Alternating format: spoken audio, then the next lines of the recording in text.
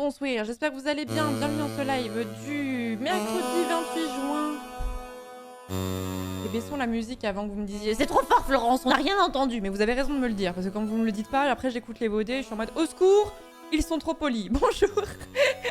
J'espère que vous allez bien, il est à présent 15h21 et nous allons jouer à Céleste. On va un peu papoter dans un premier temps avant de lancer le live. On fait ce qu'on appelle le pré-live communément.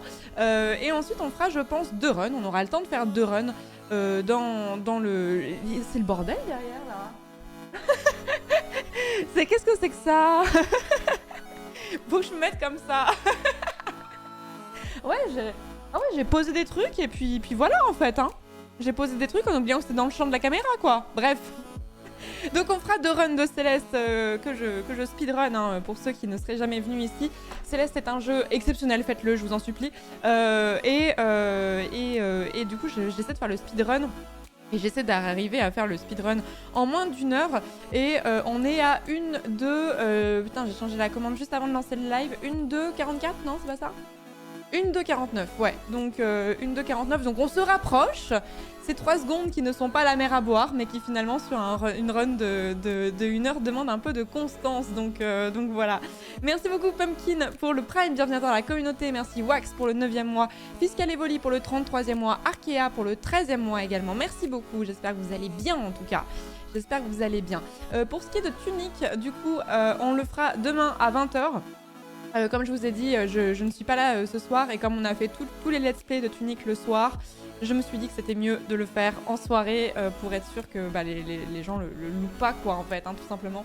Donc voilà, donc ce sera demain soir sur les coups de 20h. J'ai très envie, en vrai, hein, j'ai très envie de continuer le jeu là où on l'a laissé hier, mais ça m'embêtait un petit peu de le faire alors qu'il y a des gens qui doivent pas être dispo et que je n'ai pas pensé à lancer mon modificateur, vous avez raison.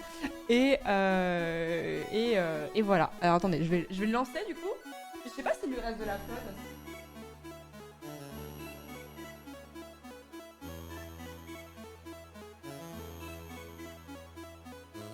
Je crois qu'il a plus vraiment d'eau. Merde, vous voyez que je me suis mis en short pour pas avoir chaud, mais c'était un short à motif avec un haut à motif. Ça ne va pas du tout ensemble. Mais vous n'étiez pas censé voir le bas. Merde. À propos de Tunic, si tu ne comptes pas faire le 100%, il y a la vidéo de The Great Review qui est incroyable, mais ça spoil, donc voilà. Oui, je sais, on m'en a parlé approximativement 1000 fois. et je pense que je la regarderai en live, mais quand on aura fini le jeu et quand je dirai, bon bah là on s'arrête et on va pas plus loin. La musique est pas encore un peu trop forte, ceci dit. On va pas plus loin que ça, voilà.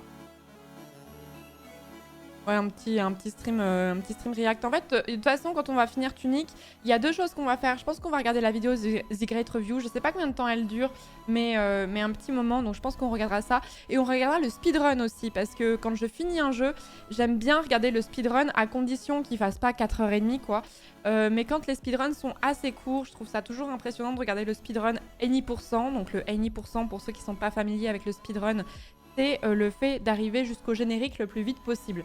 Donc je pense qu'on le regardera, le speedrun de Tunic, mais seulement quand on aura terminé. Voilà. 45 minutes c'est quoi? C'est la vidéo de The Great Review ou c'est le speedrun?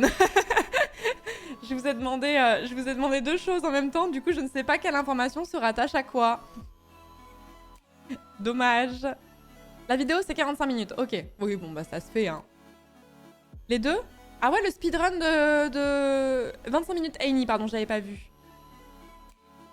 Bah attendez, c'est simple, on va aller sur speedrun.com et on va le savoir tout de suite. Speedrun.com, Tunic. Quelqu'un avait dit 25 dans le chat, hein. Et c'était faux. Le speedrun dure... Ah oui, c'est Grosiken. Mais attends, Grosiken, c'est pas un runner de Céleste aussi? Si, hein. Il le fait en 17 minutes 25. Il le fait en 17 minutes 25 et putain, le classement il bouge vite hein, parce que bon, le jeu est pas sorti il y a très longtemps aussi, mais les runs elles datent d'il y a 4-5 mois quoi. Donc ouais, c'est un runner de Céleste également. Hein. C'est lui qui a le world record. C'est lui qui a le world record. Et ça n'a pas eu lieu lors de Speedon il y a 4 mois. Non, ça marche pas, c'était en mars. Qui c'est qui renaît Tunic à Speedon cette année? Enfin, je vous pose une question très précise, en vrai, je vais aller checker moi-même parce que je suis pas sûre qu'il y ait des gens dans le chat qui vont avoir l'info. Hein. Qu'est-ce qu'elles sont bien Qu'est-ce qu'elles sont bien les musiques des phases C, des phases B, pardon. Alors, attendez. Et ouais, mais en fait, le problème, c'est que la page de Speedon, elle a changé parce que maintenant, ils demandent... ils font un appel à partenariat parce qu'ils trouvent pas de salle. Ils trouvent pas de salle à cause des JO parce que les JO ont réservé beaucoup de choses et du coup, ben, ils sont bloqués. Je crois qu'il y a cette histoire. Donc...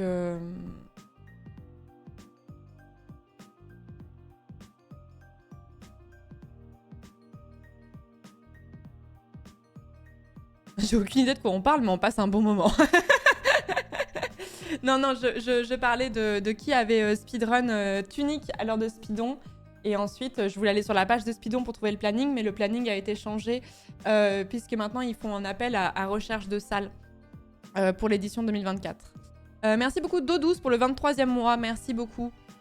Merci beaucoup. Ah, il me semble que c'est les JO, mais les JO, ça doit être en juillet. Et Speedon, c'est souvent février-mars. Donc, qu'est-ce qu'il avait mis? C'était MV qui avait tweeté, hein, je l'avais vu comme ça. Mr. MV. Tac.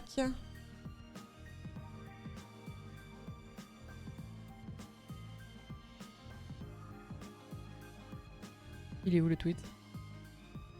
Je trouve pas.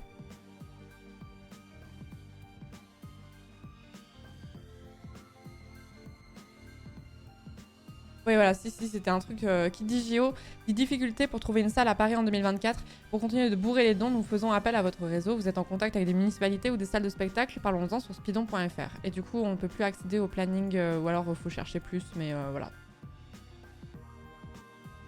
Tunic a bien été run par Grosiken, j'ai vérifié. Ok, merci beaucoup. Capitale de la Barbade, je ne l'ai pas. Je ne l'ai pas, la capitale de la Barbade. Le pays d'origine de Guyana, notamment. Mais je n'ai pas la capitale. Ça doit être un nom... Elles sont vachement dures à retenir, ces capitales. Capitale de la Barbade.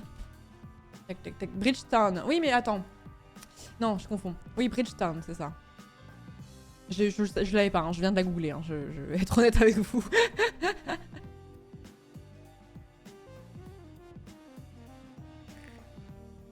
Non, pas de sport. Ça donne pas en live en plus.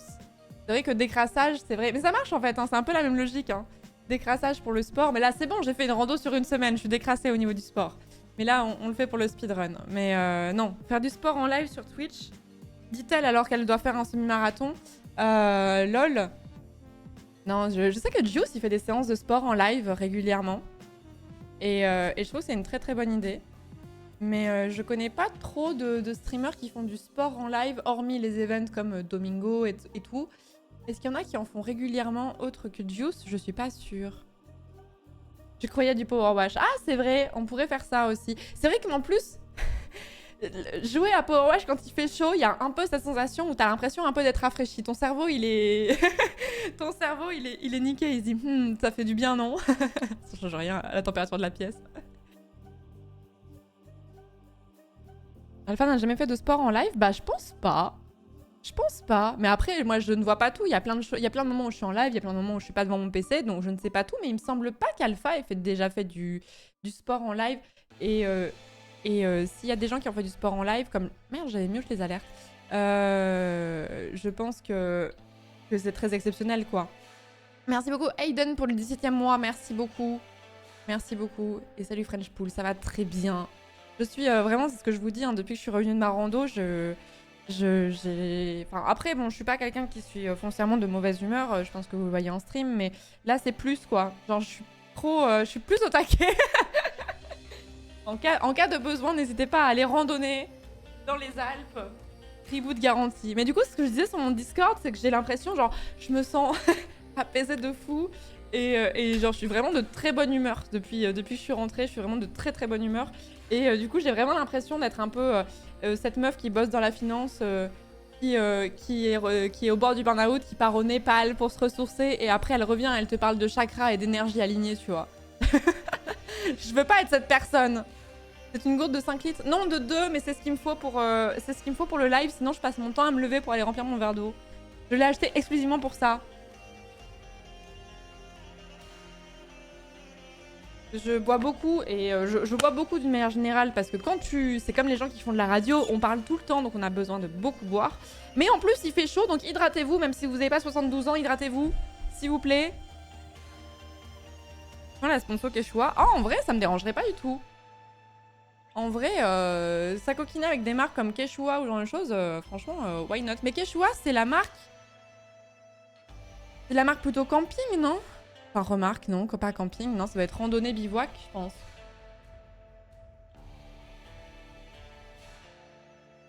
Oui, tout ça fait ça, Madu, c'est Badline phase B. D'ailleurs, faudrait qu'on les fasse, les phases B, à un moment. C'est vrai qu'on a un peu lâché de ce côté-là, mais il y en a quelques-unes que je voudrais faire. Hein. J'étais dans la Vanoise, Marmotton.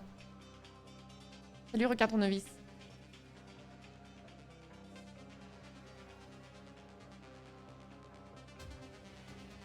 Un petit golf gang du lundi et tu vas voir que ta bonne humeur va s'envoler. Non, ça va, je suis imperméable maintenant. Je suis imperméable à présent, c'est bon, rien ne peut m'atteindre à part, comme je disais, une déclaration d'Emmanuel Macron. Et là, j'aurais besoin de repartir me ressourcer en pleine nature pour redescendre la pression. Combien de kilomètres dans les Alpes? Eh ben, je ne sais pas. Je ne sais pas combien de kilomètres on a fait. Faudrait que je demande à Raph de Chercheur de Montagne qui a géré le truc. Je pense pas qu'il soit dans le chat. Non. Il est pas dans le chat. Mais en fait, je sais pas. Je sais qu'il y a un jour où on a fait 7 km, mais avec un énorme dénivelé. Donc 7 km, ça paraît peu. Et en vrai, il y a peut-être mon téléphone qui peut donner une indication vite fait. Parce que vous savez, ça fait podomètre. Bon, faut le prendre avec des pincettes, hein, mais ça fait podomètre. Donc je peux checker le nombre de pas, éventuellement. Mais... Ouais, mais le nombre de pas, ça donne pas vraiment le nombre de kilomètres. Il y a eu 18 000, 20 000 pas et 22 500. Et après, le reste, c'était des 10K, des trucs comme ça. Mais du coup, ça dit pas trop le nombre de kilomètres. Ça donne un indicateur, plus ou moins, mais c'est pas très précis. Mais bon, on va dire que 18 pas, ça correspond bien à 10 bornes, je pense, non? Mais ouais, faut pas oublier qu'il y a du dénivelé et du coup forcément t'avances pas aussi vite que sur du plat parce que faire 10 km, moi c'est un truc que je fais assez régulièrement de marcher 10 km, il y a aucun souci, mais putain 10 km, coucou taxi, coucou, tu vas bien? 10 km quand c'est comme ça et quand t'es dans la neige, c'est pas la même hein. Autour de 25 km au total je crois. Ah ouais? Merde, je voulais brancher mon téléphone et en fait j'ai pas mon câble. Et bah c'est pas grave, tant pis. Taxi coucou qui était avec nous sur la rando, que vous verrez dans la vidéo. Au total, une trentaine de kilomètres. Ouais, mais ça va en vrai. 30 km, ça va. Ah, on a marché 30 bornes. Ah, j'avais peur que ce soit moi. J'avais peur de faire ma vidéo en mode... Ouais, on a fait en tout, on a fait genre 12 km. C'était intense. C'était intense. Non, 30, ça va. 30, ça va. Coïncidence, je suis là. Coucou. Les 1500 mètres de dénivelé environ au total. Voilà, c'est ça, c'est la stat qu'il faut retenir. C'est les 1500 mètres de dénivelé au total. C'était dans la Vanoise, t'en vu. Dans la Vanoise. C'était chouette. Bon, bref, voilà, il faut vraiment que j'attaque le montage de la vidéo. Mais là, c'est vrai que je vous ai fait... Enfin, j'avais très envie de reprendre les lives et de faire des longs lives. Et hier, on a fait 7 heures de live. Aujourd'hui, ce sera plus court. Parce que je sociabilise ce soir, rendez-vous compte. Je vois des gens. Oh, je vois des gens. Je devais atteindre les 3000 mètres d'altitude max, histoire de savoir si tu as atteint le drapeau. Presque. Presque. Mais on m'a fait la courte échelle à un moment donné et je pense que j'ai tapé les 3000 à ce moment-là.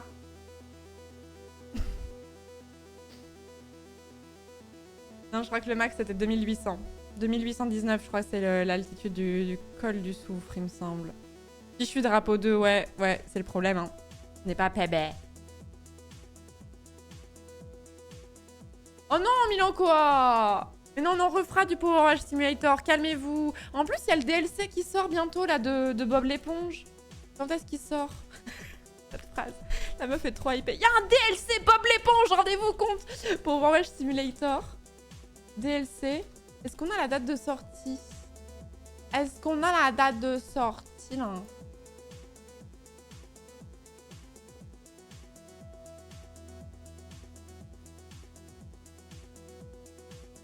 Pas sûr. Ils l'ont annoncé en mai, mais il n'y a pas de date précise. Ouais, c'est cet été, quoi. Pas de précision. Damn. Mais il nous reste 3 maps, je crois, à faire. Il nous reste au moins 3 maps. Sinon, on refera le parcours de golf. C'était ma map préférée. Sinon, on peut faire ça, hein.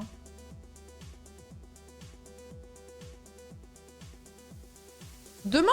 Ça sort demain? Juré.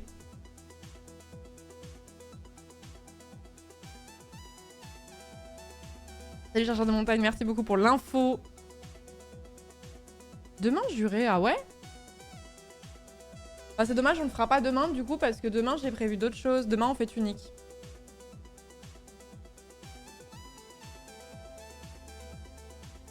Salut Aurel Cringe. Et salut chaton musclé. Et merci pour le gentil commentaire. Ouais, ça me fait plaisir de reprendre une game de Céleste là, ça me fait plaisir. On va en faire 2, on va commencer tranquillement et tout. Bon là on papote pour un moment mais on va en faire 2 tranquillou. En espérant essayer de taper un PB mais je suis pas sûre. Je suis pas sûre. Et là, en ce moment, bah, comme j'étais pas là la semaine dernière, j'ai pas pu jouer à Céleste. Et du coup, le training, en ce moment, c'est pas trop la prio. Mais faudrait que je fasse pour pouvoir progresser un petit peu plus. Parce que je suis sûre que si je travaillais un petit peu plus, ne serait-ce que les drapeaux et que j'y aille à l'ultra instinct, on pourrait réussir à tomber le 1 heure. On est pas potes pour le moment? J'ai pas la rêve, qu'est-ce que j'ai dit? Qu'est-ce que j'ai dit qui a provoqué cette phrase? Je suis en train de rembobiner. JDR de vendredi à l'air fou, tu as hâte? Oui, moi j'ai toujours hâte quand on me propose des JDR, j'adore ça. Ça change de fou, tu t'amuses bien. J'ai juste pas hâte d'aller à Paris. Si le JDR pouvait être à Montpellier, ce serait super. Mais c'est pas le cas. J'ai envie de vous remontrer le visuel parce que je le trouve vraiment très cool. D'ailleurs, je l'ai pas tweeté, je suis une bouffe. C'est pas grave. Je l'ai mis dans le... dans le Discord au niveau du planning. Mais du coup, ouais, ce vendredi, il va y avoir sur la chaîne de Rivenzi une murder party du coup. Et la murder party, est-ce que je vous capture bien la bonne fenêtre? Est-ce que j'ai pas montré une dinguerie? Non, c'est bon, hein. Non, pas de dinguerie en vue. Tac. Le visuel, c'est ça. Et je le trouve ultra stylé, c'est Paka qui l'a fait, P-A-K-A, blog si vous voulez retrouver son ad sur Twitter. Et je le trouve vraiment chouette. Et du coup voilà, donc on fait un JDR avec Ponce, Ultia, Rivenzi, Bagheera, Antoine et moi-même. Et ce sera sur la chaîne de Rive. Donc si vous êtes sur cette chaîne-là, vous ne me trouverez pas. Voilà. Très années 20 le visuel, ouais de fou, ouais. Bah avec les boas et tout, c'était vraiment année folle quoi. Et ouais, le MJ, c'est Geek Fabula. Le MJ, c'est Geek Fabula. J'ai déjà fait des JDR avec... j'ai fait que 2 MJ sur Twitch. Lincus et Fibre, qui sont tous les deux très bien. Tous les deux des gens très très sympathiques. Voilà, c'est... Niveau MJ, de toute façon, sur Twitch FR, on est un peu gratiné dans le sens on a un peu de la chance, quoi. On a un peu de la chance, quand même. Donc voilà, donc il y a ça vendredi, donc ce sera chouettos. Et ouais, il y a souvent des JDR sur Twitch, mais en vrai, jeux vidéo et JDR, ça ramasse un peu de commu. Je sais pas à quel point le JDR est populaire à l'étranger. Je sais qu'il y a la... Mince, au moment où j'allais le dire, le nom m'a échappé. Il y a une chaîne très connue qui fait du JDR aux États-Unis. Comment il s'appelle? Ils font plein de vidéos pour expliquer en plus. Critical Role, voilà, exactement. Merci d'avoir pénétré mon cerveau. Je sais que ça fait des très bonnes stats, etc. Mais j'ai vraiment l'impression qu'en France, il y a vraiment un public pour le JDR. Il y a vraiment... tu vois le succès des Game of Thrones, tu vois le succès des Table Quest, tu vois les succès des JDR par-ci par-là qui se font, qui sont pas forcément sous ces 2 étiquettes. Et en fait, les gens sont toujours très hype. Et en fait, les gens qui aiment ça, ils sont vraiment là, quoi. En fait, ils sont très fidèles au poste, on va dire. Je m'intéresse depuis peu au JDR, c'est vraiment très intéressant. Ouais, de fou. De fou. Non, ça donne des bons conseils pour des gens qui voudraient écrire, pas nécessairement du JDR, hein, qui voudraient écrire tout court. Ça permet de construire des histoires cohérentes et tout. Enfin, il y a plein de bonnes choses à en ressortir. Et puis, bah, surtout quand il y a une synergie entre les participants, c'est vraiment chouette, quoi. Non, on joue pas à Tunic aujourd'hui, ce sera demain. Peut-être que je vais le mettre dans le titre, comme ça vous le saurez. Pour les gens Tunic. Hop, speed de Tunic. Demain à 20h. Je vais le rajouter comme ça. Comme ça, il y aura l'info. Hop. Je ne sais pas de quoi tu parles, Masday. Il y a Run and Play en France qui est un peu le critical role à la française. Ah, mais attends, ça me dit un truc. Je crois qu'on avait déjà parlé quand on parlait de conseils d'écriture et ce genre de choses. Roll and Play. J'aime bien comme vous me filez des rêves comme ça, là. Je les note après, je vais voir, après mes lives. Roll and Play. Non, je pensais pas à cette chaîne, je pensais à autre chose.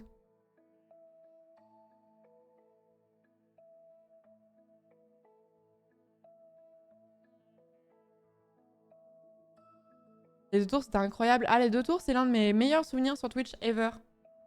Les 2 tours, pour ceux qui n'étaient peut-être pas sur Twitch ou qui sont passés à côté du truc, c'était du coup un JDR, enfin une campagne de JDR sur plusieurs épisodes où en fait c'était juste avant les présidentielles de 2022 et on s'était mis dans la peau de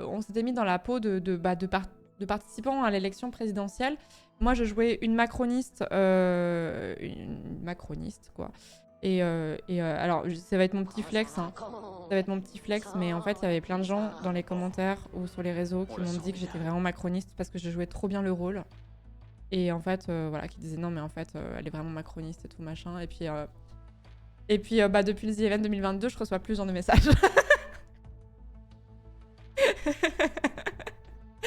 Bizarre, mais sûrement une coïncidence. et du coup, je m'étais amusée à jouer cette macroniste. Fred, il y avait JDG du coup qui jouait quelqu'un d'extrême gauche. Il y avait. Je crois que Daz jouait un mec d'extrême droite, j'ai oublié, je sais plus. Je crois que c'était un mec d'extrême droite. Il y avait Clément Viktorovitch aussi qui était dans chaque participant et qui changeait de personnage aussi à chaque fois. Et du coup, l'exercice était hyper intéressant d'épouser un personnage dont on partage les idées ou non, parce que ça dépendait des participants. Il y avait des gens qui étaient plus ou moins raccord avec leurs idées, d'autres qui l'étaient pas. Bon, moi, pas besoin de vous dire que j'étais très peu en phase avec mon personnage, mais c'était très drôle d'incarner un personnage pour lequel j'avais pas mal de mépris, on va dire. Et c'était vraiment marrant avec un système de voix qui faisait qu'on accédait au second tour et ce genre de choses. Et c'est un très très bon souvenir sur Twitch. Je suis très contente qu'on ait pensé à moi pour faire ce JDR parce que je me suis giga amusée. Je l'avais fait dans un contexte un peu particulier. En plus, j'étais vraiment en plein déménagement. Genre, je crois que j'ai déménagé. Je crois que j'ai fait une session dessus. Et genre, je déménageais la semaine suivante. Et la semaine juste après le déménagement, je devais revenir pour le second tour. Il y avait eu un truc comme ça. Je sais plus comment c'était la temporalité, mais c'était intense. Quand j'ai déménagé l'année dernière, les déplacements à Paris, putain, qu'est-ce que j'en ai fait. Églantine dans nos cœurs, ouais. C'était Églantine Arnoux, elle s'appelait. Les JDR sur Twitch, les viewers se sentent au milieu du jeu, ça crée un lien fort avec la commu. Ouais, je pense que c'est ça, ouais. En fait, tu joues vraiment le truc. Moi, je suis frustrée de ne pas pouvoir suivre Game of Thrones comme je le voudrais, parce que généralement, je stream en même temps et tout, mais je pense que ça me plairait de fou, mais il faudrait que je rattrape des saisons aussi, donc je regarde un peu les one-shots et tout, mais la campagne en tant que telle, j'ai pas le temps de la regarder. Mais un jour, je vais tomber dedans. Je pense que ce que je vais faire, c'est quand je ferai des longs trajets en voiture, je le mettrai en podcast dessus. Il y a des replays quelque part? Ouais, sur la chaîne de Fibre, je crois, non? Game of Thrones, les 2 tours. Oui, c'est sur la... Ah non, c'est sur la chaîne de Clément Viktorovitch. C'est sur la chaîne de Clément Viktorovitch.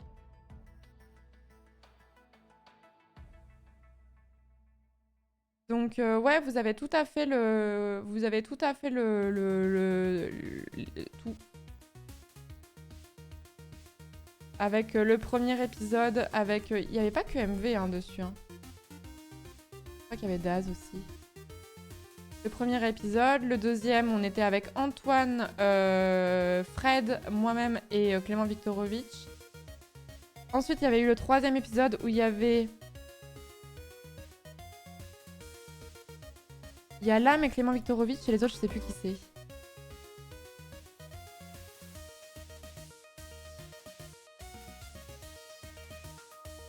Ah, il y avait Ken Bogard et Aurore Laluc. Ouais, il me semblait que c'était Aurore Laluc, mais j'avais un doute. Et ensuite, il y avait la finale où on était avec MV, avec Lame et avec Clément Viktorovitch et moi-même. Et c'était c'est vraiment un super souvenir. C'est vraiment un super souvenir. Par contre, je m'étais trouvée vraiment moins bonne sur la finale que sur la première. J'ai 1 an et demi de retard sur Critical Role, ça commence à me manquer. Ah ouais, ça fait un. En fait, je pense que aussi, je pense que la part de... Je me suis fait la réflexion hier après mon live et tout. Je pense qu'il y a un truc que les gens apprécient beaucoup et qu'on perd quand on est adulte. C'est que, en fait, les gens adorent qu'on leur raconte des histoires avec un conteur, avec quelqu'un qui pose vraiment sa voix, qui te raconte quelque chose et tout. Et je pense que c'est l'une des raisons pour lesquelles Twitch et les lives un peu chill où tu vas lire des bulles de dialogue en faisant des personnages, ça marche aussi bien. Parce que on lit des histoires aux enfants, mais on lit plus des histoires aux adultes. Et je pense que malgré tout, il y a ce côté quand même où ça détend de fou. Et le jeu de rôle, ben, c'est un peu une histoire qu'on te raconte, comme si t'étais un peu un gosse, quoi. Et je pense qu'il y a un peu un facteur nostalgie, et entre guillemets, comment dire, un truc un peu régressif là-dedans, mais quand je dis régressif, c'est pas péjoratif. Et je pense qu'il y a de ça pour les raisons pour lesquelles il y a plein de lives qui marchent bien, c'est parce que je pense que ça détend les gens et ça leur rappelle quand on leur raconte des histoires.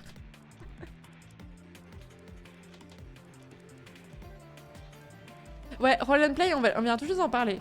Une recommandation JDR, Roll and Play, surtout la seconde campagne. Les personnages sont incarnés par des acteurs, c'est très bien fait avec un MJ incroyable et des personnages qui vous tirent les larmes. Mais je pense que j'irai checker, ça me rend curieuse. J'aime bien quand vous me donnez des rêves comme ça, je vais le mettre dans mes onglets. Je vais le mettre dans mes onglets pour aller checker.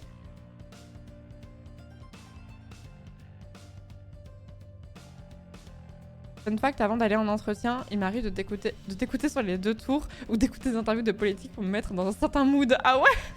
C'est marrant. Mais il y avait des jets de dés comme un JDR classique. Pour les 2 tours, ouais. Pour les 2 tours, ouais, il y avait un jet de dés. Pour tous les JDR que j'ai fait, il y a eu des jets de dés. Le jeu de dés le plus authentique que j'ai fait, c'était Table Quest, où là, c'était vraiment... Enfin, sur les JDR de fibre, les jets de dés, il n'y en a pas systématiquement, si en fait. Sur Bitriol, je sais pas s'il y en avait un.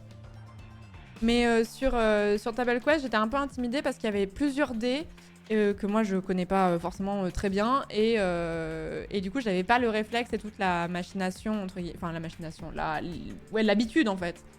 Parce que je ne suis pas une joueuse de JDR à la base. Moi, je faisais des JDR, j'ai fait beaucoup de JDR sur des forums à l'époque. Je pense que ça se fait encore beaucoup sous les Discord, mais je sais pas, c'est l'une des périodes que je regarde de ma vie avec le plus de nostalgie, parce que c'est un truc où je me suis fait beaucoup d'amis à ce moment-là, des amis que j'ai encore. Donc ça fait entre 10 et 15 ans que je les connais pour certains, donc pour moi c'est vraiment une période très importante de ma vie. Et surtout, ça m'a donné le goût de l'écriture. Donc maintenant, je n'écris plus malheureusement, mais ça reprendra à un moment donné parce que c'est l'une de mes passions. Et du coup, je n'avais jamais fait de JDR plateau. Et j'avais envie, mais j'avais l'impression d'avoir loupé le coche en mode tu commences à 15 ans ou sinon tu fais pas quoi. Et l'autre jour d'ailleurs, c'est marrant, j'ai vu un TikTok d'un gamin. Alors c'était deux parents qui étaient rôlistes justement et qui adoraient le JDR et qui essayaient de montrer à leur enfant ce qu'était le JDR. Et du coup, il était vraiment petit, mais en âge de... Je sais pas quel âge il avait.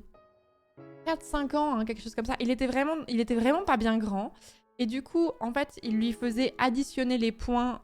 Donc, ça lui faisait un peu bosser les additions et ce genre de choses. Je sais pas à quel âge un enfant peut comprendre les additions, j'en sais rien. Mais bref, en tout cas, il bossait un petit peu il bossait un petit peu les additions un peu simples avec l'enfant. Et puis, il l'incorporait dans l'histoire. Et tu voyais que l'enfant, il aimait vraiment ça, tu vois. Genre, parce qu'il avait... le MJ, c'était le papa. Et il racontait vraiment l'histoire en mode, c'est toi le héros, quoi. Et c'était trop mignon. Et c'est assez chouette de se dire, il y a des parents, on est une génération on est dans une génération, elle est juste la génération avant nous, de parents qui vont sûrement jouer avec leurs enfants au JDR et leur donner l'amour du JDR, en fait. Je trouve ça trop chouette. Franchement, ça va être des super souvenirs à faire avec ses enfants. J'adore me refaire les aventures sur le bazar du grenier. Je me suis récemment plongée dans Table Quest. Ouais, voilà, c'est ça. Je pense que ça ressemble au succès des livres audio actuellement. Oui, de fou. Ah, les livres audio, ça marche bien, c'est parce que... En plus, ça marche bien quand t'as des longs trajets en voiture, les livres audio, ça peut être cool aussi. La communauté JDR sur forum est encore assez active. Ouais, je suis pas très étonnée. Hein.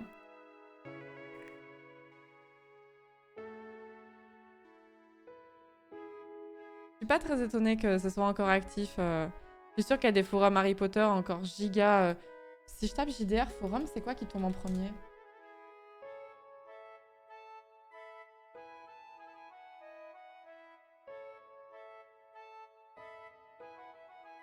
Ouais, il y a un truc dans l'univers de Warhammer.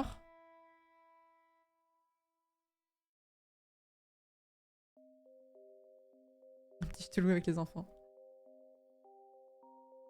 Call Play, suffit de regarder le premier épisode de la deuxième campagne qui commence à la saison 5, épisode 1. Et après, difficile de lâcher ensuite, mais tout le contenu de la chaîne est qualitatif. Putain, vous me donnez trop envie d'aller le checker. J'ai eu l'occasion de faire du JDR avec mes petits cousins qui avaient 10-14 ans. Ce qui m'a étonné, c'est la vitesse à laquelle ils rentraient dans l'histoire. Ouais, bah ouais, je suis pas étonnée.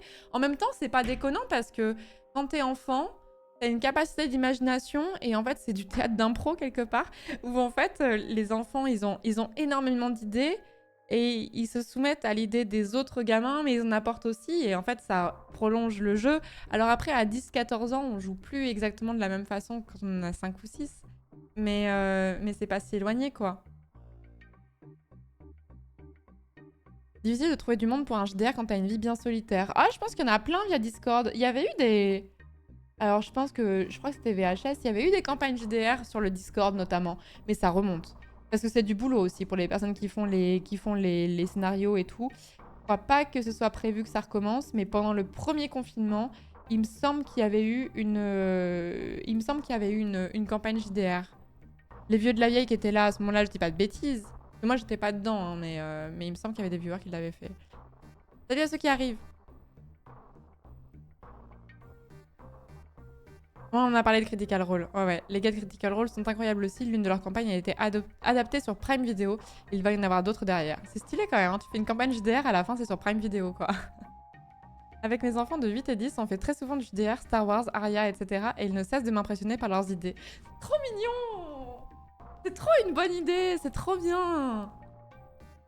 Trop une bonne idée, je trouve. En plus, c'est aussi... je vais faire un peu la vieille daronne, mais c'est aussi une façon de partager des moments avec ses enfants et surtout, loin des écrans. Voilà, c'est quand même vraiment très cool comme idée, quoi.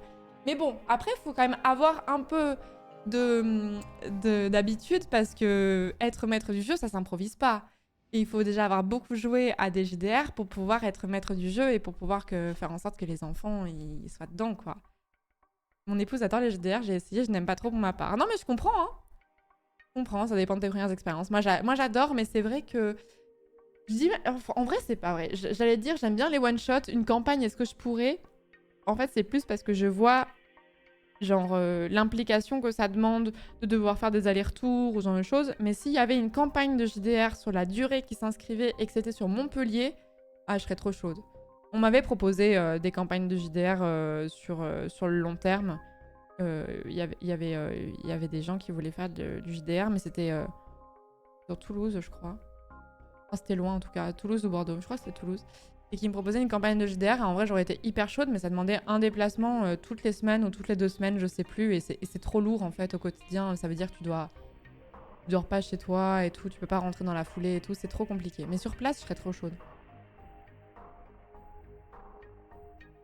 Création de mini JDR pour ma fille de 5 ans, ça fait bosser l'écriture. Trop mignon. Ah, j'aime trop. Si être MJ, ça s'improvise, suffit de se jeter à l'eau. Ouais, mais moi j'aurais hyper peur. Bon, après, avec un enfant, c'est plus simple. C'est plus facilement impressionnable. Mais d'un autre côté aussi, l'enfant, il peut te sortir une idée derrière les fagots que t'as pas du tout anticipé. Je pense que les adultes, c'est plus prévisible de ce côté-là.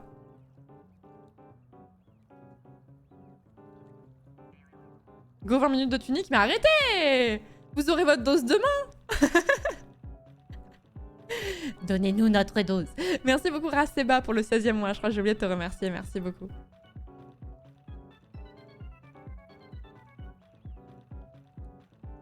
La première fois, vers 13-15 ans, que j'ai entendu le mot jeu de rôle, je pensais que c'était un truc salace, mais depuis que je suis sur Twitch, j'ai compris que ça n'avait rien à voir.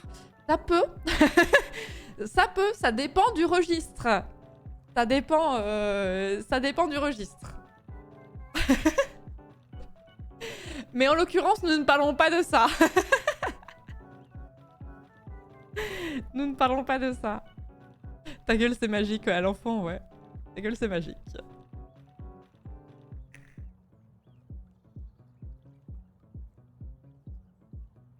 J'ai aidé à l'orga de camp de jeux de rôle et jeux de société pour des jeunes de 11-17 ans. Oh, trop bien, j'aurais trop aimé faire ça quand j'étais jeune.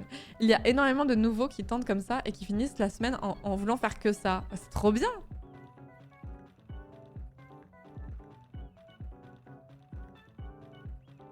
Le truc, les enfants, ça peut se sortir des infos sur l'histoire que t'as inventée, que t'as toi-même oublié avec leur mémoire de fou. Ouais, j'avoue, c'est vrai. C'est vrai. Tu te souviens, il y avait un caillou qui parlait, c'était il y a 2 jours. On a beaucoup marché depuis, mais en fait, je l'avais mis dans ma poche. Ah Ah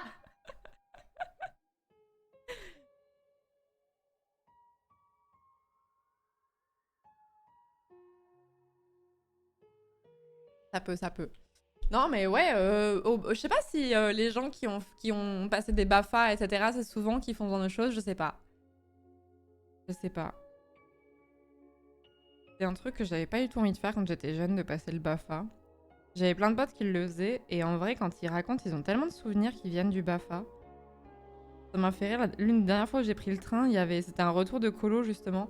Et t'en avais 2 qui rentraient d'une espèce de colonie de vacances en tant qu'animateur BAFA. Ils étaient en train de débrief, ils étaient en train de puter sur leurs collègues qui faisaient rien. Ça m'a fait rire. J'étais très investie. C'était des gens que je connaissais pas, mais j'étais très investie dans l'histoire.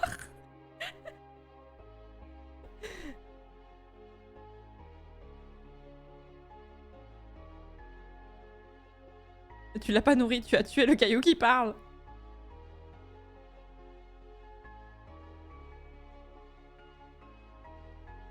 On a déjà fait Frappo, JDR en live. On a déjà... En fait, il y a eu 2 sessions. La première où j'étais là, la deuxième où je n'avais pas pu être là, malheureusement. Mais on avait déjà fait 2 sessions en live. Par contre, on n'était pas en plateau, on était en distanciel. Et c'était Fred qui était le MJ. Et c'est un très bon souvenir. Et j'espère qu'on en refera et tout. Mais c'est du boulot parce que c'est Fred qui fait le scénar et tout. Et bon, bah Fred, non seulement il fait les vidéos, mais en plus il fait les streams. Donc, et puis bon, au bout d'un moment, il faut dormir, quoi. Et s'occuper des gens autour de nous. Donc...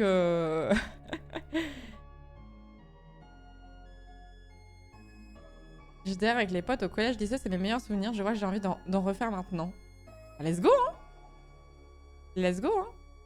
Puis, je suis sûre qu'il y a des gens sur le Discord qui seraient chauds hein, pour des campagnes. Mais c'est vrai que bon, bah, ça demande de l'investissement.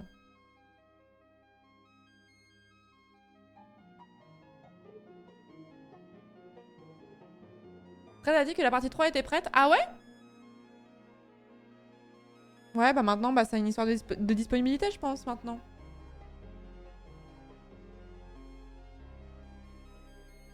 Ouais, voilà, Fred, il faut qu'il s'occupe aussi de Legolas Sangoku, quoi. Va falloir que je me trouve une communauté de JDR, vous m'avez chauffé à donf. En vrai, je serais pas étonnée que sur le Discord de MV, par exemple, il y ait beaucoup de gens qui fassent des JDR. Je sais pas.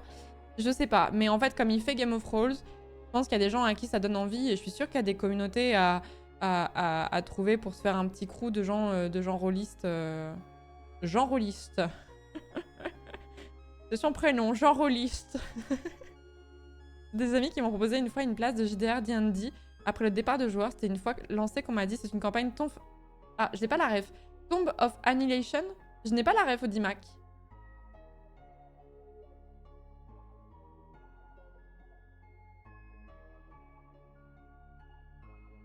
Jean Rôliste. Dès que j'ai rendu mon manuscrit, ça me chauffe le JDR, laissez-moi 2-3 semaines. Bah, de toute façon, s'il y a quelqu'un qui se chauffe, faut que quelqu'un écrive un minimum le scénar, donc ça se fait pas comme ça. À moins que t'aies des scénars en poche de ton côté, mais... On voulait commencer du JDR avec des potes, j'en ai déjà fait, mais pas énormément. Est-ce que des gens auraient des JDR un peu préfaits pour commencer entre amateurs? Il me semble qu'il y a des refs, ouais, il me semble qu'il y a des bouquins, des trucs comme ça, mais je les ai pas, mais il me semble que oui, il y a des trucs. Bah justement, on avait fait une Table Quest, et Table Quest était en partenariat avec D&D, et je me demande si D&D a pas sorti des trucs justement pour faire des scénarios un peu pré-mâchés, on va dire. Tomb of Annihilation, c'est infâme? Bah expliquez-moi, je ne sais pas.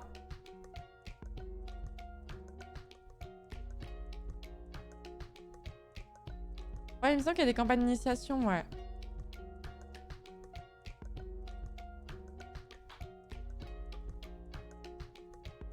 Ouais, il doit y avoir pas mal de choses sur Internet, je pense aussi, ouais. Tomb of Annihilation, c'est très long et très très dur. Ah ouais, ok. On me dit, je lis pour la rediff ou pour les gens qui sont pas devant l'écran. Donjons et Dragons, 5ème édition, la mine perdue de Fandelver. Parfait pour débuter, me dit-on. Je transmets l'information à Jean Rolliste. Quand Chronique oubliée, c'est très bien aussi pour débuter. D'accord, très bien. T'as des trucs, genre si tu touches ce truc, tu meurs instantanément, lol. Ah ouais. J'ai commencé en JDR avec le livre officiel de The Witcher JDR, mais on est tous débutants. Moi inclus en MJ, on va sûrement reprendre, mais en simplifiant les règles. Ouais, et puis au pire, en fait, vous allez apprendre petit à petit. Hein. Moi, c'est vrai qu'un jour, je ferai un truc comme ça, mais bon, faut un peu d'investissement et du temps et des gens motivés. Et je pense que la meilleure... En fait, la strat que je peux vous donner en matière de... Parce qu'il faut une récurrence, c'est qu'en fait, il faut bloquer les dates à l'avance. Parce que moi, ce qui me fait dire ça, c'est l'expérience des groupes de potes où t'es une dizaine. En fait, si t'as pas un moment quelqu'un qui dit « Ok, tel jour, telle heure, vous réservez tous votre lundi 25 septembre et on se voit », tu t'en sors jamais. Tu t'en sors jamais. Donc c'est le seul conseil que je peux vous donner en tant que personne qui n'a jamais organisé des JDR, mais prévoyez vraiment les choses très à l'avance et après ça roule quoi. Bah, c'est comme ça hein, que moi j'ai réussi à avoir mes potes, enfin un de mes groupes de potes tous les vendredis, on s'était dit, on avait mis une récurrence en mode tous les vendredis, on se voit. Vous êtes là, vous êtes pas là, mais il y a forcément un truc. Et ça a duré, putain combien de temps on a fait ça? 2 ans et demi, 3 ans peut-être, un truc comme ça? 2 ans et demi, non peut-être pas autant, je sais plus. Si hein. Pendant 2 ans et demi, 3 ans, tous les vendredis, on était dans le même bar, ou quasi, et voilà, et en fait parce que les gens bookaient leur soirée en mode bah non, ce soir-là je vois tel groupe de potes quoi. Et on y arrivait quasiment tous les 10, hein, donc faut juste prévoir à l'avance. Merci beaucoup l'étoile rouge des comptoirs pour le 33e mois, merci beaucoup. On fait un samedi, ça fait 1 mois qu'on a bloqué. Bah ouais, mais c'est ce qu'il faut faire, hein. C'est ce qu'il faut faire, hein. Quand vous débutez, mieux vaut faire des règles simples. Vous n'allez pas commencer une campagne D&D avec le livre des rêves le complet. Oui, oui, bien sûr, faut commencer. C'est un bon coup à se dégoûter, surtout si t'as des débutants et que t'as 1 milliard de règles là-dedans et que t'es complètement du père. Hein. Ah. Petit conseil aux amateurs, le JDR Dark Souls officiel est complètement raté. Par exemple, il y a des classes qui n'avaient pas les requis en stats pour porter leurs propres équipements. D'accord. C'est un peu drôle.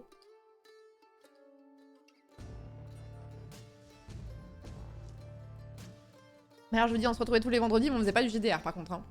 Mais sinon, vous pouvez rajouter la règle, à chaque fois que le serveur passe, une personne reset ses compétences, ouais.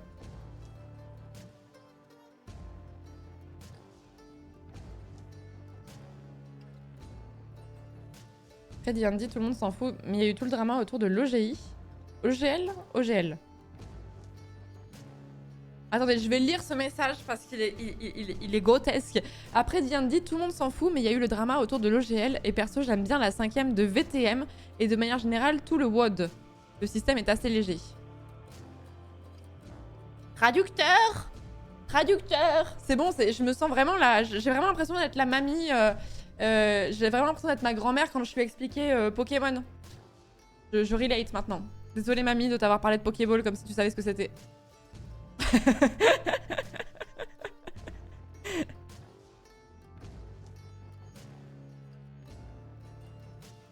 VTM Vampires the Masquerade, ok.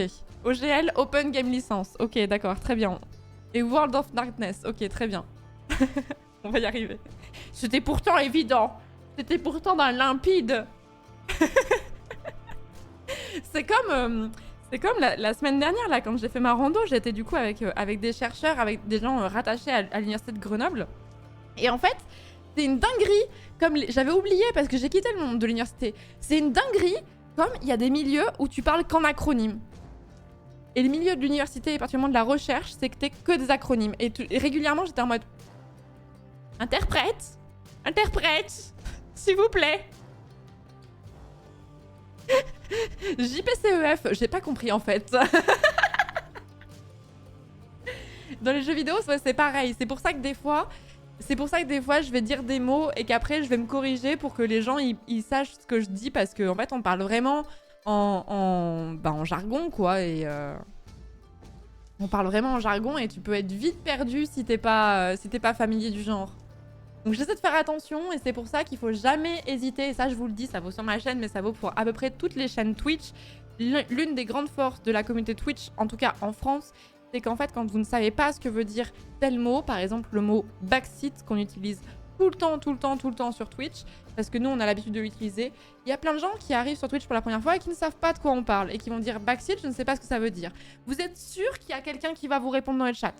Les gens dans le chat, ici, mais comme ailleurs, hein, vraiment, c'est vraiment pas propre à ici, sont très... sont vraiment prêts à vous expliquer plein de choses et plein de termes si vous les comprenez pas. Et moi, dès que je vois une question de ce genre-là, si on n'a pas déjà répondu, je pré-shot en répondant direct. On backseat sur backseat si besoin. Toi, t'as fait du droit parce que je trouvais ça super intéressant pour la culture G.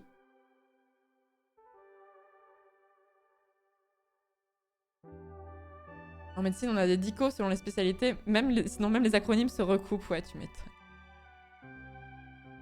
J'ai dû faire une recherche parce que je ne savais pas ce que voulait dire PB. Bah, par exemple, ça, c'est un truc que je peux très bien vous expliquer. Jamais je vous dirai comment ça, tu sais pas. Jamais de la vie. PB, c'est pour Personal Best. Ça veut dire le record personnel que j'ai fait sur le jeu. Tout simplement. Est-ce que c'est la musique de Stardew Valley? Oui. Oui, tout à fait. Tout à fait.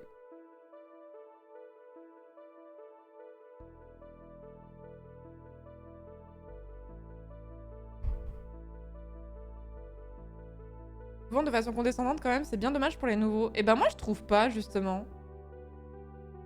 Au contraire, je trouve que la communauté Twitch elle est très friendly par rapport à ça et elle est très prête à expliquer ses codes et pas du tout de façon condescendante. Je sais vraiment pas ce que j'ai constaté. Hein.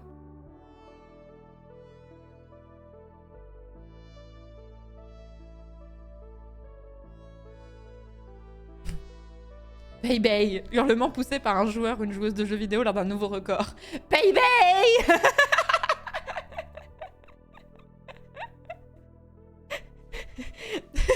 J'aime bien parce que Capitaine Chocolatine, il m'a posé la question tout à l'heure, pourquoi tu as fait du droit? Et maintenant, il me demande depuis quand tu streams et pourquoi. J'ai l'impression de faire un entretien d'embauche et il y a genre un enjeu. Qu'est-ce que tu vas me demander mes prétentions salariales après? Et quel est mon pire défaut pour une entreprise? J'ai peur. Ça fait longtemps que j'ai pas révisé, j'étais pas prête. Coucou Lys. Pourquoi vous et pas un autre?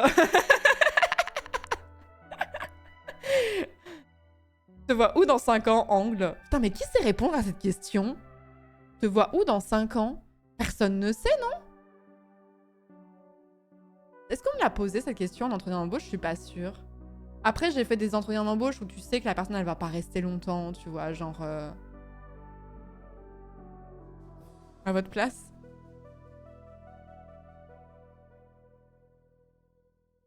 À votre place marche bien, ouais, mais c'est comme perfectionniste quand tu dois citer un défaut, c'est pas un peu un truc vu et revu?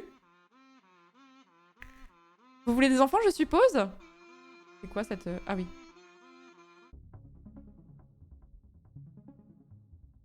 L'angoisse. J'arrive à cette question, aucune idée, c'est le trou noir pour moi et j'ai été engagée. Je sais pas, hein. En fait, moi, la temporalité que je peux voir le plus loin, c'est 6 mois à peu près, et après, j'en sais rien. Hein.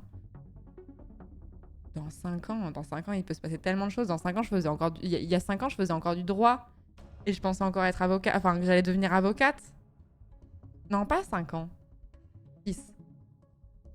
Mais il y a 5 ans, putain. Ça, c'est un truc que j'aimerais trop faire, mais c'est impossible. T'as vu du JK, ça fait un bail? Coucou à toi. Ça, c'est un truc que j'aimerais trop faire. J'aimerais trop pouvoir remonter le temps avec une petite caméra et genre il y a 6 ans et me dire donc dans 6 ans, tu vivras de Twitch et tu feras tel jeu, etc. Tu seras ami avec truc, mais tu ne seras plus ami avec truc. Tu vivras dans telle ville, machin et tout. Et genre, filmer la réaction. Et après, tu sais, je supprime l'information. Comme ça, je suis pas spoilée. Et après, je peux revisionner les images. J'ai trop envie d'avoir ça. Parce que tu m'aurais dit ça il y a 6 ans que j'allais vivre de Twitch, j'aurais fait, mais comment ça, c'est-à-dire? Donc où tu te vois dans 5 ans? Putain, il peut s'en passer des choses en 5 ans, hein, dis donc. Il peut s'en passer, hein.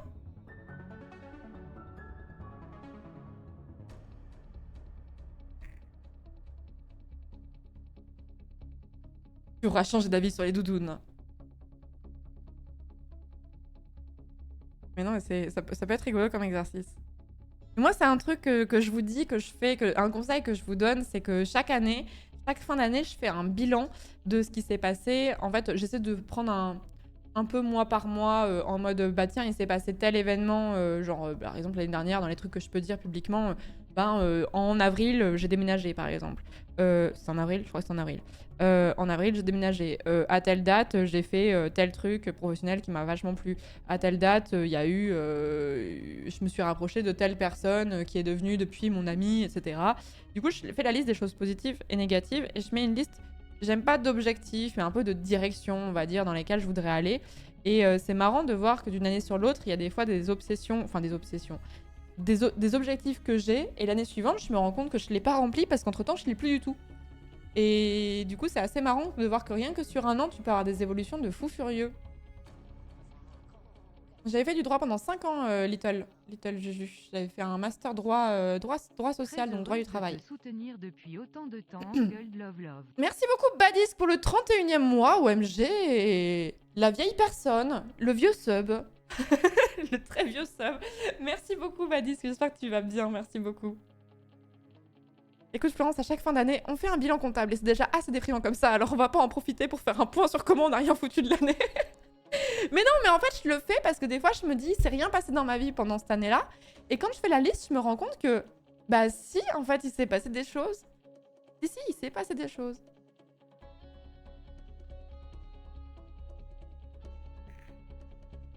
Je viens de faire mon introspection de ces 5 dernières années, c'est vrai que c'est fou tous ces changements. Mais oui, pour peu que t'aies déménagé, que tu t'es fait plus ou moins un nouveau groupe de potes, ou que t'aies perdu contact avec un ancien groupe de potes, forcément ça change d'une façon ou d'une autre. Pour peu que tu sois devenu célibataire, ou que tu te sois mis en couple, pour peu que t'aies changé de taf, mais ça bouleverse totalement ta vie, tous ces points-là, en fait.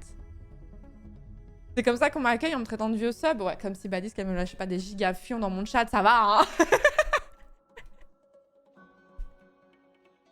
Je me suis fait une lettre à ma moi de 2028, il y a 5 ans. J'avais toute cette idée de bilan dedans. J'ai hâte de voir comment je suis plus du tout la même personne. Ça, c'est une super idée, faudrait que je le fasse, ça. C'est quoi cet enfer pour sub sur l'habillé mobile? Oui, en plus, c'est plus cher DJK sur mobile, si je peux me permettre.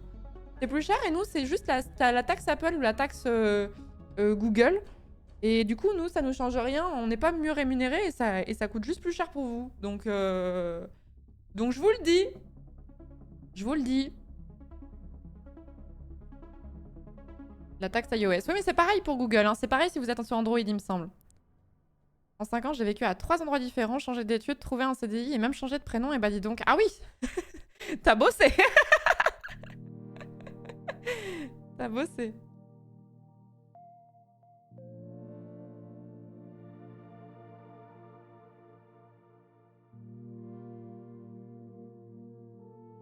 Mais ouais, c'est rigolo de faire des bilans comme ça et c'est pas aussi négatif que ce que... En fait, on t'a l'impression de pas évoluer dans ta vie parce qu'en fait, ça reste statique et ça change pas d'un jour sur l'autre. En fait, les changements, ils s'opèrent sur... À moins de vraiment... Voilà, tu te fais quitter par la personne avec quitté. Bon, bah là, ça fait un changement brutal. Mais où tu changes de taf, ça fait forcément un changement brutal. Mais en fait, même si tu restes dans le même taf, célibataire ou dans la même relation, peu importe, plus ou moins avec le même groupe d'amis, en fait, il y a quand même beaucoup de choses qui évoluent. Et en fait, de faire le bilan comme ça permet de te rendre compte qu'en fait, on n'a pas l'impression d'évoluer et finalement, on évolue beaucoup plus qu'on pense. Et du coup, c'est assez positif à faire. Il y a 5 ans, je me disais centriste, vive le changement. Putain, Lys, tu t'es dit centriste à un moment donné.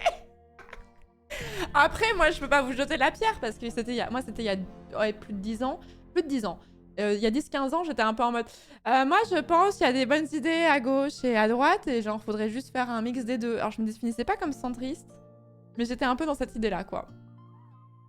Écoutez, tout peut changer, hein. Tout peut changer.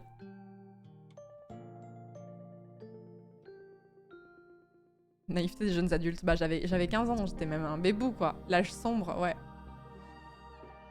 Angle centre.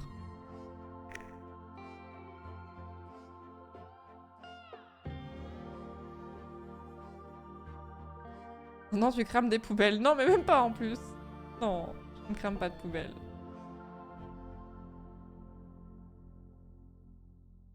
En 5 ans, j'ai eu mon bac, trouvé mon copain, déménagé dans mon premier appartement et maintenant on a acheté une maison et on est mariés. Ah ouais. Bah moi j'ai fini, j'ai découvert Tunic. C'était super. Ah oui, c'était vraiment Batascalated Quickly quoi. Il y a 5 ans, je pensais que j'étais hétéro, beaucoup de changements en effet, mais oui, mais oui.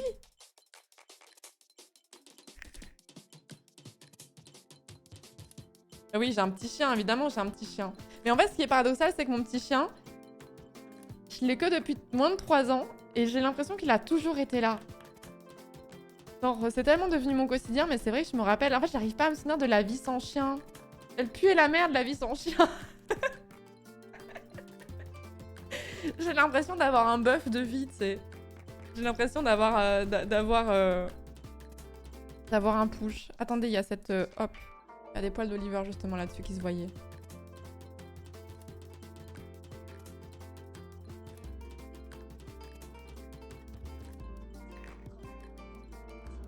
En 6 mois avec mon conjoint, on s'est paxé, on a acheté une maison, on a fait un bébé, on va calmer le rythme. Vous allez déjà essayer de faire vos nuits, je pense. Et les shampoings de Jeff Bezos, quoique j'ai un doute sur la dernière affirmation. Mais en plus, dites-vous que en fait, enfin, ça dépend de où sont vos critères de vie, hein, mais en fait, je vois beaucoup de gens qui battent parce qu'ils se comparent à leurs potes. Moi, c'est mon cas. Hein. J'ai des potes qui sont en train de se marier, qui sont en train de se paxer, qui sont en train d'avoir des bébés, etc. Mais si c'est ce à quoi vous aspirez, très bien. Mais il n'y a pas que ça dans la vie qui montre que vous évoluez en tant que personne. Enfin, genre, c'est pas un but en soi si ça vous parle pas, en fait. Hein. Enfin, je vois trop de gens qui se comparent en mode ouais, mes potes ils ont plein d'enfants et tout, moi j'avance pas dans ma vie. Bah ouais, mais peut-être que toi t'as un métier qui t'épanouit beaucoup plus que le leur, et peut-être que eux leur priorité c'est de fonder une famille, mais que toi c'est de faire un voyage autour du monde. Il y a pas de hiérarchie à avoir, tu vois. Merci beaucoup Digika, merci beaucoup pour le 31e mois. Oh là là, un vieux de la vieille aussi si je peux me permettre. Merci beaucoup Digika. Sauf finance les t-shirts de Tim Cook. Ah oui, je l'avais oublié son nom. Et les shampoings de Jeff Bezos, quoique j'ai un doute sur la dernière affirmation. Est-ce que les chauves se lavent les cheveux? Est-ce que tu utilises un shampoing? C'est une vraie question. C'est une question de jeu. J'espère que je n'ai pas envoyé de la violence symbolique en disant ça, mais... est-ce que les chauves se lavent le crâne avec un gel douche ou avec un shampoing? Je pose cette question bête parce que je suis sûre qu'il y a quelqu'un dans le chat. Il y a au moins une personne qui se la pose aussi. Gel douche? Go sondage. Et merci beaucoup Dractaria, merci beaucoup pour le 5e mois. Merci beaucoup. Parce que la peau du cuir chevelu, elle est quand même plus fragile que le reste de la peau, non?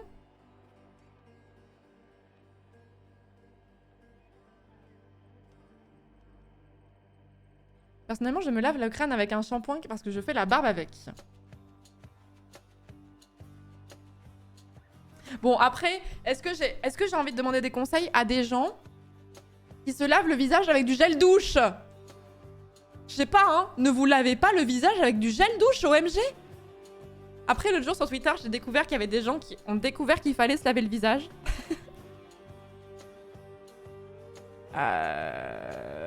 Pec citron ou rien. Pourquoi? Mais parce que c'est hyper abrasif. La peau de votre visage, elle est extrêmement sensible, elle est très exposée à la pollution, etc. Et du coup, on n'utilise pas le même savon parce qu'elle a besoin d'un savon qui est beaucoup plus délicat que du gel douche qui est beaucoup plus abrasif.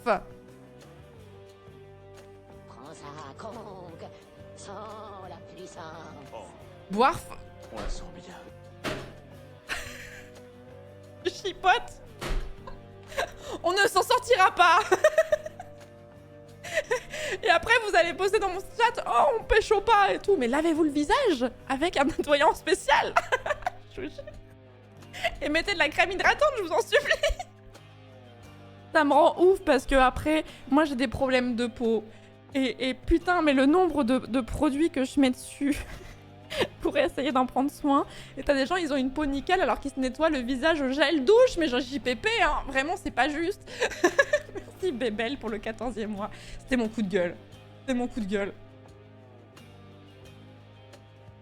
On découvre un mec qui a découvert qu'il fallait se laver le cul. L'autre jour, j'ai vu une vidéo qui m'a donné un peu un espèce de vertige. J'étais en train de procrastiner tard dans la nuit et du coup, je regardais des trucs cons. Et en fait, c'était une vidéo ricaine où en gros, t'avais une ligne et en fait, il y avait, tu te mettais du côté en mode est-ce que je le fais, est-ce que je le fais pas ou un truc comme ça. Et la question, c'était une question bête. C'était est-ce que vous lavez les jambes pendant la douche? Les jambes, genre les mollets, les cuisses, quoi. Et en fait, il y a des gens qui se sont mis du côté bah non, je le fais pas. J'étais en mode. Je trouvais que la question était très bête, mais finalement, elle était peut-être pas si bête que ça, en fait. Comment ça? Il y a des gens qui se lavent pas les jambes pendant la douche? Et pourquoi? Pourquoi?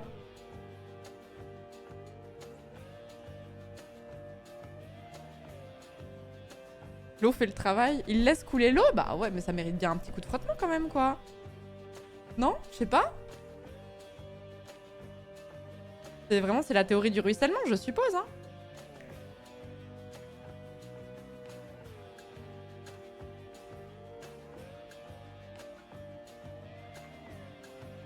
Mais non, mais je vous jure, vraiment, coucou Tesserac. Il se lave que le visage, en fait? Bah non, je pense pas. Puisqu'on a découvert qu'il y a des gens qui se lavaient pas le visage. Jamais. Je vous en supplie, hein. Vraiment, je vous en conjure, n'utilisez pas un gel douche sur votre peau. Parce que là, vous êtes jeune et fringant et votre peau est belle. Mais après, elle va crier famine parce qu'elle n'a jamais été hydratée. Et je vous jure, vraiment, vous n'avez pas besoin de mettre des mille et des cents dans un... Voilà, mais vous allez en parapharmacie et vous allez jeter un nettoyant visage avec un pH neutre. C'est beaucoup plus doux. Et vous mettez une petite crème hydratante. Et là, vous allez glow up de fou, hein. En plus, c'est god tier de se laver le visage à l'eau froide là, le matin. Là, ça réveille et tout. C'est trop agréable. Au savon de Marseille depuis 25 ans. Putain, le savon de Marseille, je trouve ça tellement abrasif. Après, ça dépend à quel point votre peau est sensible, hein, mais...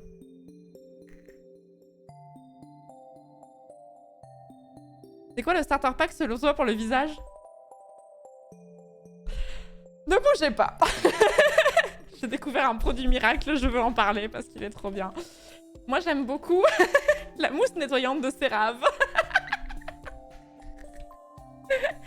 Alors, bon, je vais vous montrer ce que moi j'utilise. C'est un produit qui coûte pas cher, c'est un produit qui coûte une dizaine d'euros et qui est god tier si vous avez des problèmes d'acné comme c'est mon cas. Moi j'ai vraiment vu une évolution sur mon acné, alors j'en suis pas revenue encore, mais j'ai vraiment vu une évolution grâce à ce produit que Instagram m'a rabattu les oreilles avec et j'étais désespérée et je me suis dit allez je vais encore balancer 10 euros dans un produit qui ne va pas fonctionner et en fait j'ai vu la différence. Donc je pourrais vous conseiller ce savon qui mousse très bien et avec lequel vous pouvez vous démaquiller si jamais vous vous maquillez. Ça me sert de démaquillant. C'est un produit qui est très pratique et très agréable à utiliser. Hashtag ad. Mais je suis même pas sponsor. J'aimerais bien qu'ils me sponsorisent. Mais non, je leur fais de la pub gratos. J'aimerais bien faire un partenariat. Ils font des bons produits. Je l'ai conseillé à toutes mes potes, dont Badisque là, qui est dans le chat. Elles ont toutes adopté le produit. Est-ce que j'ai touché un seul péco dessus? Pas du tout. Bon voilà, donc je vous conseille, en fait, moi ça je le trouve en parapharmacie. Sachez qu'il y a des parapharmacies qui l'ont pas forcément. Vous n'avez pas forcément besoin d'acheter ce produit-là. Ce produit-là, il conviendra à beaucoup de gens, mais il y a des gens pour qui ça ne conviendra pas. Vous allez acheter un nettoyant visage de chez Aven, de chez La Roche-Posay, de chez ce genre de marque que tu trouves en parapharmacie. Ça fera très bien le taf. Et ensuite, en crème hydratante, là, ça dépend quel rendu vous voulez avoir et tout, à quel point vous avez besoin. Je vous conseillerais pas les crèmes hydratantes genre Nivea et tout. La CeraVe, elle est super, justement, de la même marque, c'est celle-ci. Elle est vraiment super, celle-ci. Je vous jure que là, vous n'avez pas l'impression que votre peau, elle a besoin d'être hydratée, mais je vous jure que ça va vous changer la vie. Je vous jure, et après, quand vous allez arrêter d'utiliser votre peau, vous allez voir que votre peau, elle a tendance à plus tirer et à être plus sensible. Donc moi j'utilise celle-ci et sinon j'utilise celle de chez Clinique qui est beaucoup plus chère. Pour le coup je vous le dis tout net, hein, la crème hydratante de chez Clinique elle est beaucoup plus chère, c'est genre bien 40 balles le truc. Mais l'hydratation ça n'a pas de prix donc j'ai mis cet argent là. Vos sommes me permettent de financer ma crème Clinique et je vous en remercie. Mais ouais, je vous conseille d'utiliser des produits spéciaux pour le visage. La peau, c'est pas que du marketing. Il y a des trucs où c'est du marketing, mais la peau du visage, elle est extrêmement plus sensible et elle mérite d'avoir des produits qui sont très doux. Et on utilise des produits qui sont trop abrasifs pour le visage et c'est ce qui va vous créer de la sécheresse, c'est ce qui va vous créer un vieillissement de la peau et c'est ce qui va vous créer des boutons, mais en général aussi. Parce que contrairement à ce qu'on pense, les gens qui ont des problèmes de peau ne sont pas des gens qui ne se lavent pas le visage, bien au contraire, ce sont des gens qui... Ça peut être une des pistes, hein, c'est pas la seule, hein, mais qui se lavent trop le visage ou qui se lavent avec des produits qui sont trop abrasifs pour le visage. Il y a une recommandation de crème 8 en 1 pour le corps, cheveux et peau, mais bah, c'est ça votre problème. C'est ça votre problème, c'est que vous voulez tout. Le beurre et l'argent du beurre et le beurre de karité avec. Donc non, je n'ai pas de recommandation à faire. Merci Ognitor pour le 3e mois, merci beaucoup. Bon après par contre moi je suis pas une bonne élève là-dessus, moi je m'hydrate très peu le reste du corps. Genre voilà les personnes là qui se mettent de la crème sur les jambes et tout machin et tout, je trouve ça a tendance à vite coller donc j'aime pas. C'est quoi le code sponsor? Mais j'aimerais tellement en avoir un mais j'en ai pas. J'ai vendu cette marque à tout le monde et je la trouve trop bien. Et en plus je vous en parle parce qu'elle est pas chère en plus cette marque. Donc en fait, ça te fait pas suer de mettre 50 balles sur un nettoyant visage parce que je vous jure que des nettoyants à 50 € ça existe pour que tu te rendes compte que ça te convient pas. Dommage. Mon souci, ne pas assez m'hydrater les mains et souffrir en hiver. Si vous y pensez pas, essayez de le mettre sur votre table de chevet. Et du coup, quand vous éteignez la lumière et tout, vous voyez la crème, vous le faites. Et bah, c'est bien de le faire pendant la nuit parce que comme ça, la peau, elle pénètre, enfin, la régénération des cellules et tout, ça permet de mieux hydrater. Voilà. Parce que souvent, c'est vrai que c'est chiant quand t'as de la crème hydratante sur les mains, bah tu peux plus trop rien faire, donc tu peux plus cuisiner. Donc à moins d'être devant la télé, quand tu dors, t'as pas le problème. Pareil pour le baume à lèvres, ça marche aussi. Baume à lèvres, si vous y pensez jamais, hop, sur la table de chevet et vous le mettez juste avant de dormir et puis zou. Moi, j'aime pas trop la sensation de la crème sur les mains, donc c'est pour ça que je le fais avant de dormir. Merci Foster pour le 7e mois de sub, merci beaucoup. Est-ce que vous voulez d'autres conseils?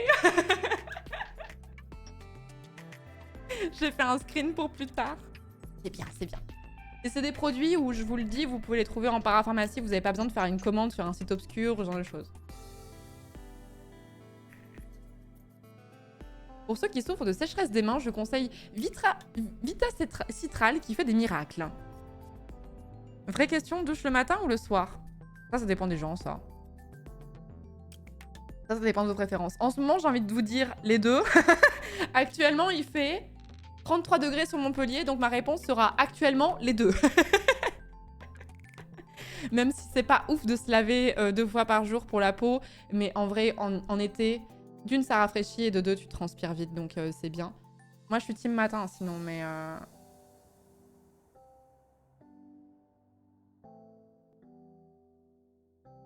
Parce que dormir sale, c'est non. Bah ouais, mais moi, j'ai l'impression d'être sale quand je me réveille le matin. Après, ça m'aide à me réveiller, surtout la douche. Donc c'est pour ça que je suis un peu team matin, mais en ce moment, bon, c'est les deux. Hein. Par contre, se coucher, c'est vrai que prendre une douche avant de dormir, mais qu'est-ce que tu dors bien? C'est un peu divin, c'est vrai. Hein. Très agréable. Métro égale soir. C'est vrai que quand je prenais le métro, j'avais tendance à la prendre le soir, je crois. Hein. Avec un boulot salissant le soir. Oui, aussi, ouais. Ouais, c'était pas mon cas, donc...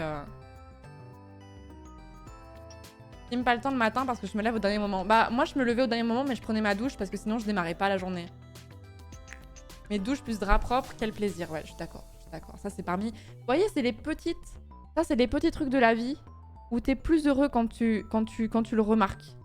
Genre... Enfin, moi, je formalise beaucoup les trucs qui me rendent heureuse. Genre, là, par exemple, j'adore cette sensation des volets tirés avec le soleil derrière.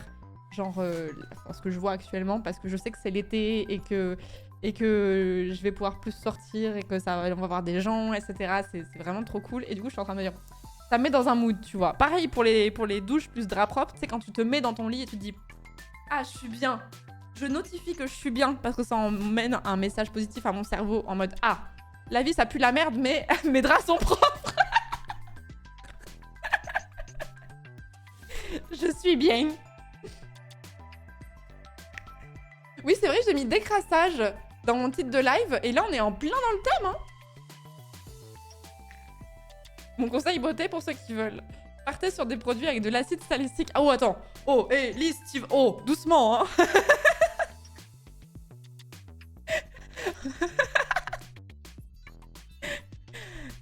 Oui, c'est pour ceux qui veulent aller plus loin, pour plus avoir de points noirs, oui. Voilà, les produits avec de l'acide salicylique. Mais on fait par étapes.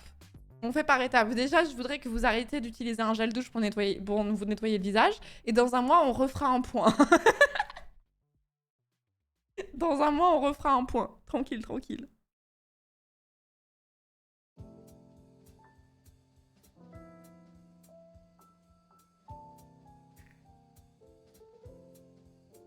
En parlant de drap, faut que je mette les miens à sécher. Merci de m'y faire penser. Ah oui, on a oublié le brief de début de stream. En mode, avez-vous étendu votre lessive? Avez-vous lancé le lave-vaisselle? Avez-vous changé la litière du chat? C'est vrai, j'ai oublié de vous dire ça. Après, vous êtes aspiré par le stream et après, vous oubliez. C'est le stream de réhabilitation beauté, en fait.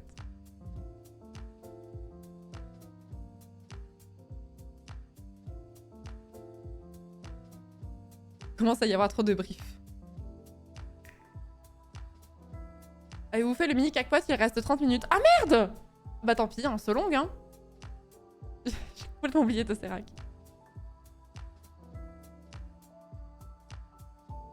Merci pour la litière du chat, j'y vais de ce pas. Tout le monde se barre.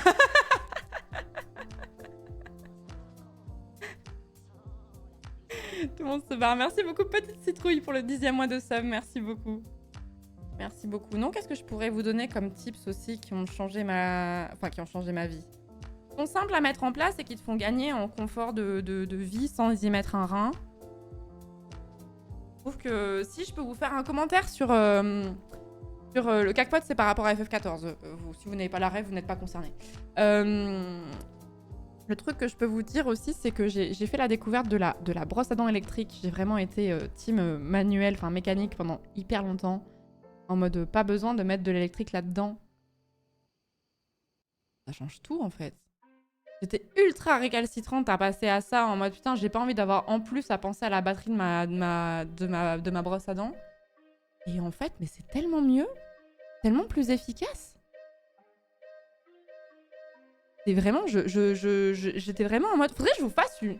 En vrai, ça fait très youtubeuse lifestyle, mais un jour, je pense que je vous ferai un gros brief sur ces objets que j'ai hésité à acheter et que finalement j'ai acheté et genre, je regrette pas. Je suis quelqu'un qui fait très attention à ce que j'achète parce que je ne supporte pas l'encombrement, je ne supporte pas acheter des choses inutiles ou en double. Du coup, je réfléchis énormément avant d'acheter quoi que ce soit. Et je suis ce genre de personne à faire des comparatifs dans tous les sens pour acheter vraiment le meilleur produit avec le meilleur rapport qualité-prix qui va s'inscrire dans une durée, etc. Donc, genre les lampes canard par exemple. Donc voilà, et donc je fais super attention à ça, et du coup quand je fais un achat, j'y ai bien réfléchi, ça m'empêche pas de faire des conneries, mais du coup je pourrais vous faire un petit review là-dessus.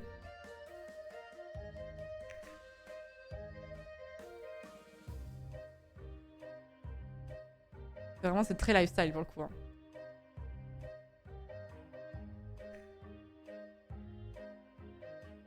Les lampes canard c'est vital, vrai véritable besoin vital. Mais ça l'était!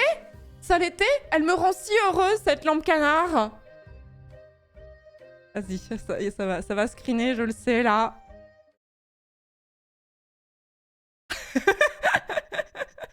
Elle me rend si heureuse, cette lampe canard. C'était un achat nécessaire. À chaque fois que je la vois, je suis heureuse. Regardez, elle tient une ampoule dans son bec. Un coin.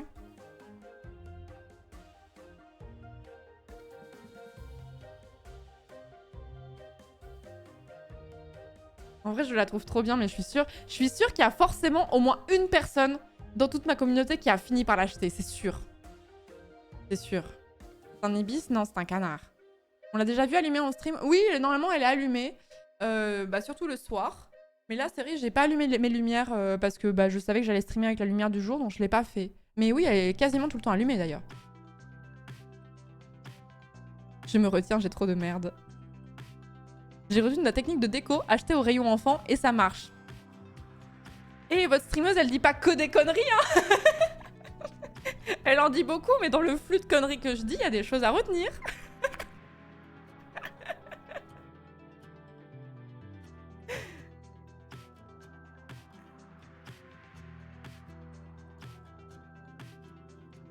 J'ai acheté une lampe similaire en canard en silicone qui fait veilleuse et je n'ai jamais été aussi heureuse. Voilà. Je prêche ma paroisse du lobbying des lampes canard. Faudrait une ampoule avec une forme kitsch pour aller avec la lampe canard. Pas étoile, mais fleurs, ça existe peut-être. Oh non, elle est très bien comme si. C'est les grosses ampoules où tu vois le filament à l'intérieur et je trouve ça ultra joli et esthétique. On le voit pas en stream parce que du coup la lumière fait juste une lumière diffuse. Mais moi je vois bien le filament de l'ampoule et je trouve ça très design. Excusez-moi, je suis Karen. Je suis Karen, je travaille au service comptabilité de Total. Et j'aime beaucoup ces objets très design dans mon appartement du 16e arrondissement de Paris.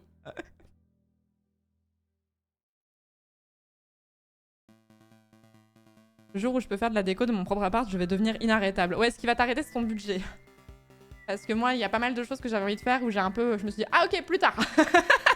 Plus tard, on va un peu étaler là parce que... ça peut aller vite. La déco, ça peut vite... Tu peux vite t'emballer, quoi. La classique, tu vas à Ikea, ça coûte 5 balles, tu te dis let's go, et à la fin, tu te retrouves avec un panier à 150 et tu fais oh! Pourtant, j'avais l'impression d'avoir pris 2 cactus et demi et un nouveau tapis de douche. Non. Tu as oublié que tu es passé par le rayon bougie, notamment.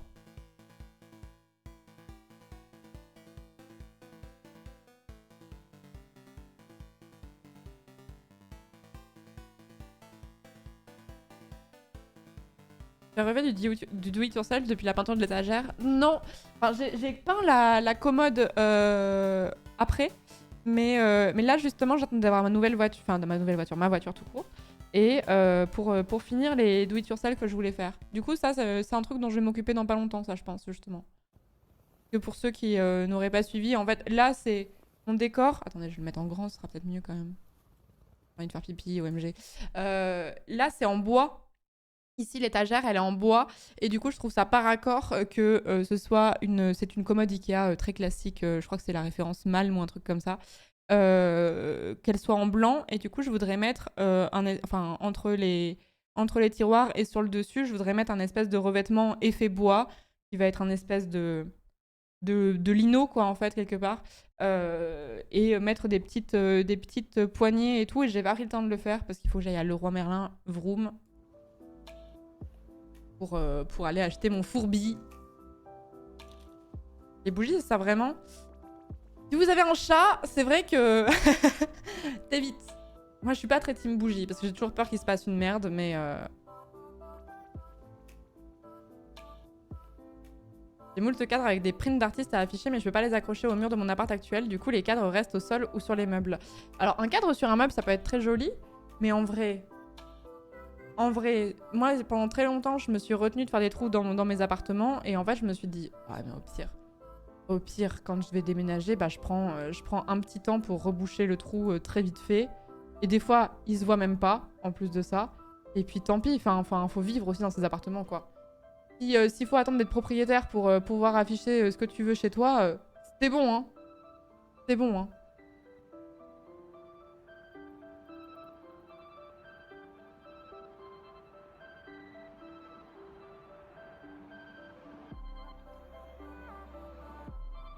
Reboucher avec du dentifrice blanc, c'est l'astuce radin de mon daron qui fonctionne à merveille. C'est vrai? Ça marche? Reboucher avec du dentifrice blanc? Si ça marche, c'est une dinguerie. Si ça marche, c'est une dinguerie. Ah ouais, mais oui, vous êtes plusieurs à le dire. Ah ouais! Allez, faites des trous chez vous et prenez du dentifrice blanc, bien sûr. Ça jaunit avec le temps. Oui, mais tu ne seras plus là pour le voir. Puisque tu as déménagé. Donc on s'en fout. Ce n'est pas notre problème. Ils avaient pas qu'à rembourser leur prêt avec notre loyer là, hein? C'est bon, hein?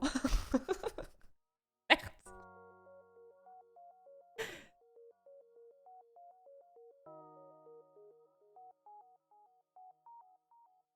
Trop peur que les proprios voient les trous rebouchés et qu'ils me sucrent ma caution et je suis en coloc donc ça concerne pas que moi la caution. Alors, moi, quand je donne une caution à un propriétaire, je pars du principe que je ne la reverrai pas. Et si jamais je la retrouve, c'est juste une petite surprise, tu vois, genre un peu en mode ah, tiens, bah, y a de l'argent qui est rentré en plus. Et je pars du principe que cette caution, quand je la donne au proprio, l'argent ne reviendra pas. Voilà, ça aide. Ça aide psychologiquement.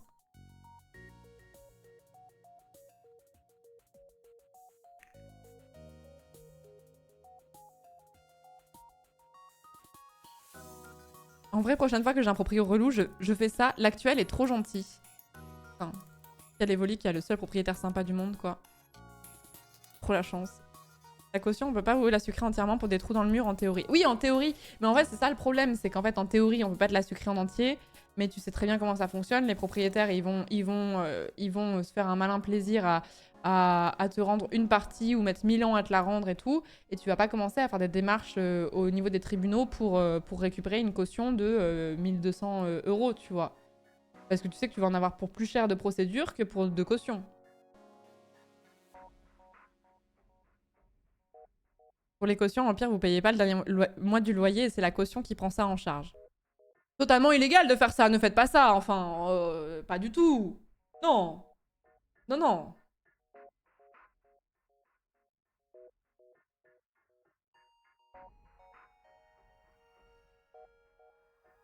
Mais en fait, le cheat code, en fait, pour l'appart, c'est aussi, à moins qu'il y ait des grosses traces sur les murs, que vous ayez renversé du gazpacho sur un mur blanc, auquel cas, dommage.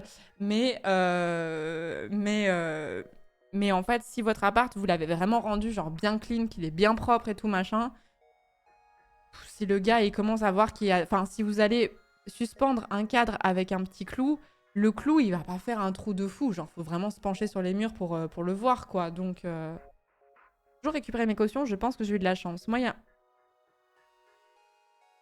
J'en ai récupéré 2, 3. 3 et une quatrième qui a été... où il y a eu des trucs qui ont été retirés et enfin, c'était pas de ma faute. Juste, ça s'est mal goupillé, ça m'a saoulé. Voilà, j'ai lâché l'affaire. Ils m'ont sucré genre 200 ou 300 balles, je sais plus.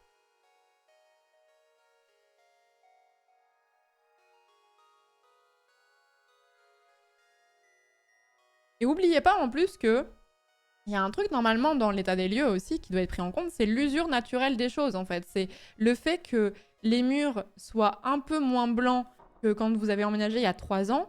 C'est normal. Le fait que le plan de travail soit un peu plus usé qu'avant, c'est normal parce que tu as vécu 3 ans au quotidien dans un appartement. Les choses s'abîment naturellement, même si tu es le plus précautionneux du monde, même si tu fais très attention à ce que à ne rien abîmer. Les choses s'usent, c'est normal. Pour quel motif? Oh, c'est une longue histoire. Une longue histoire. L'ancien proprio de ma sœur, il râlait parce qu'il restait de la poussière sur les lamelles du store. Non mais... Et oh. Bah fais-le toi-même, hein, dans ce cas-là. Mon grand.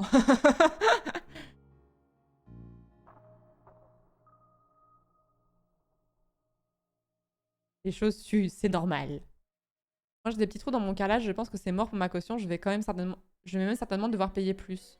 Mais c'est pas de l'usure, ça, justement, les trous dans le carrelage?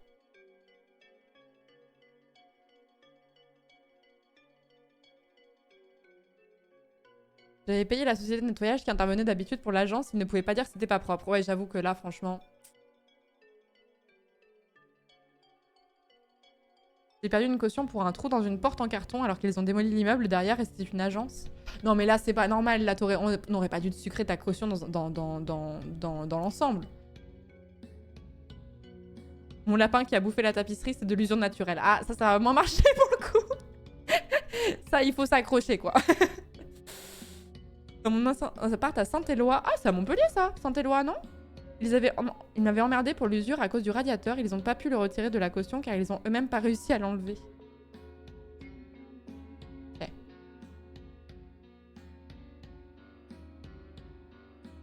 C'est ta voisine? Mais ouais, mais jure. Oh, j'ai trop envie de savoir où t'habitais. Moi, j'habitais avenue du Docteur Peset. Je peux le dire, je suis plus dans la page, je m'en fous. Avenue du Docteur Peset. Non, j'ai peut-être croisé Lise dans le tram sans le savoir à l'époque. Après, quand on retire la caution, il faut toujours demander les factures pour justifier. Je vous le dis, pour ceux que à qui ça pourrait servir, on est en juin, il y a beaucoup de gens qui vont changer d'appart, donc ça peut être utile, effectivement, de vous dire ça. Notamment payé pour l'usure de la moquette de merde faite par un coloc parti depuis plusieurs mois. Il y avait eu un état des lieux de sa chambre. Mais ça, c'est pas normal, l'usure de la moquette, normalement, ça devrait être... Enfin, c'est logique, quoi. La musique, Liva, c'est... J'arrive, hein. One Little Cat Fit du jeu, je suppose, One Shot, que je ne connais pas. Et merci beaucoup, Anonymous Gifter, pour le 21e mois. Merci beaucoup, c'est gentil. J'avais stream GeoGuessr une fois et montré où t'habitais. Je me disais, ah bah oui, j'étais littéralement à quelques mètres en soi. Ah ouais? Je m'en souvenais pas. Je m'en souvenais pas. Ah ouais, j'avais streamé où j'habitais. Ouais, c'est vrai. J'ai dû faire ça. Et quand il y a des petits bouts de peinture qui sont partis sur les murs, ça se décompte aussi de la caution, vous pensez? Ça dépend à quel point il y a de la peinture, quoi, mais... J'ai l'impression d'avoir déjà entendu cette conversation. Ah ouais, mais c'est possible. C'est possible. Ouais, vous savez, je suis vieille, hein, j'ai pas toute ma tête, donc ma mémoire, des fois, fait défaut. J'arrive sur le stream et j'entends que ça parle d'usure de la moquette. Non, on parle des cautions. On parle des cautions... Alors, le terme de caution n'est pas le bon terme, si je peux me permettre d'ailleurs. Mais on va y revenir. Non, on parle des cautions pour les appartements et comment faire en sorte de récupérer sa caution. Et après, au bout d'un moment, je suis un peu en mode, bon, bah, partez du principe que vous la retrouverez pas et voilà. La caution, c'est pas le bon terme. Normalement, on doit utiliser le terme de dépôt de garantie. Dépôt de garantie, c'est ce que vous appelez la caution. La caution, c'est autre chose. La caution, c'est la personne qui est censée payer à votre place si jamais vous ne payez pas votre loyer. Mais bon, tout le monde dit caution parce que c'est plus clair, mais en fait, la caution, c'est autre chose. En fait, ce qu'on appelle le garant, en fait, c'est la caution. Et ce qu'on appelle... Et ce qu'on appelle... Attends. Ce qu'on appelle caution... Cette phrase va être dure à dire. Ce qu'on appelle caution, en fait, c'est le dépôt de garantie. Et ce qu'on appelle garant, en fait, ça devrait être la caution. Faut inverser, en fait. Mais bon, c'est pas grave. Utilisez le terme qui vous convient, mais en termes juridiques, si vous cherchez la caution, c'est le dépôt de garantie. On sent le droit. Ah bah oui. En fait, la caution, ça vient du ce qu'on appelle le contrat de cautionnement, qui est un horrible contrat. Excusez-moi, je suis traumatisée de mes cours de droit des sûretés, ce qu'on appelle du droit des sûretés. En gros, le droit des sûretés, c'est en fait comment être sûr que la personne va te payer, en gros, globalement. Et la plupart des personnes, quand tu prends un appartement ou une maison et que tu es locataire, tu dois présenter la preuve que si jamais tu ne payes pas ton loyer, quelqu'un va le payer à ta place. C'est ce qu'on appelle le contrat de cautionnement. Et du coup, la personne qui est caution, du coup, va payer le loyer à ta place. C'est pour ça que c'est l'un des contrats les plus contraignants en droit et les plus lourds de sens. Donc faites très attention. Alors je parle pour le droit français. Hein. Faites très attention à ne pas signer pour un pote en mode « Non mais t'inquiète, je suis ton garant, je ta caution et tout. » Tu signes un contrat et en fait il y a une embrouille et à la fin, bah vous devez 6 000 €. Mais en fait, vous pourrez pas vous dire. Vous pourrez pas dire « Bah non, je te dois pas ces 6 000 € puisque vous avez signé le contrat pour ça. » C'est un contrat qui est très engageant, donc faites très attention quand vous vous engagez sur ce genre de contrat parce que c'est une dinguerie, hein.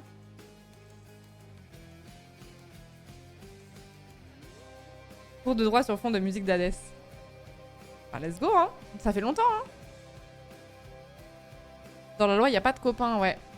Non, mais ça peut paraître un peu alarmiste, hein, ce que je dis, hein, mais rappelez-vous que si vous portez garant, du coup, ou donc si vous êtes caution pour quelqu'un, bah techniquement, si la personne ne paye pas, on peut vous actionner, vous, et vous ne pourrez pas dire non. Vous ne pourrez pas dire, bah non, c'est mort, c'est mort, je ne peux pas être impliqué. J'ai une pote qui se retrouve à payer la voiture de son ex à cause de ça. Ouais. Oui, parce que les gens se rendent pas compte à quel point le contrat de caution, enfin le contrat de cautionnement et c'est pas anecdotique. C'est vraiment pas anecdotique. Bizarre un contrat qu'avec des devoirs et sans contrepartie. Fast life. Un peu dur quand même.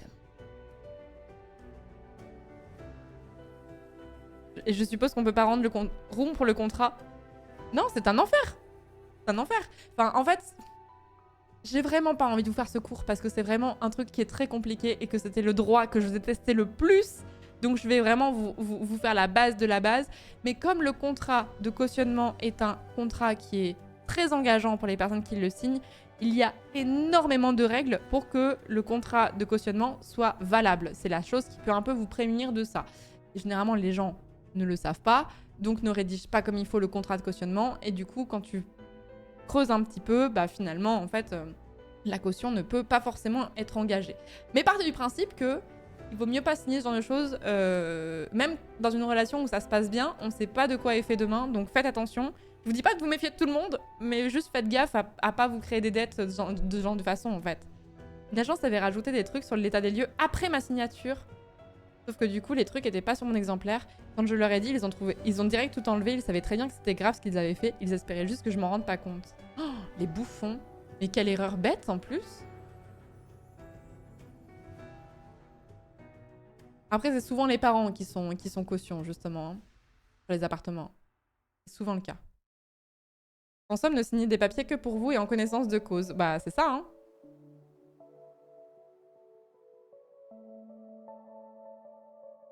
C'est bête, hein. L'agence, franchement, c'est un truc basique, ça, hein. En plus, t'as le truc en 2 exemplaires, tu peux facilement rapporter la preuve que c'est pas bon. Enfin, y a rien qui va, quoi. Merci beaucoup, Cléminity. Merci beaucoup pour le 7e mois de sub. Merci beaucoup. Vive la vie. Vive la vie. Merci beaucoup.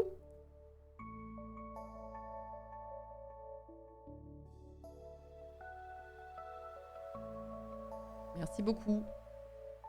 Mon agence m'a filé les papiers et m'a demandé de faire l'état des lieux tout seul. Mais vu que je ne sais pas faire, j'ai peur d'avoir oublié des trucs et me faire avoir à la fin. C'est très bizarre, ça aussi. Mais c'est quoi vos agences immobilières? Enfin, je dis ça comme si la mienne était absolument vierge de tout problème, mais...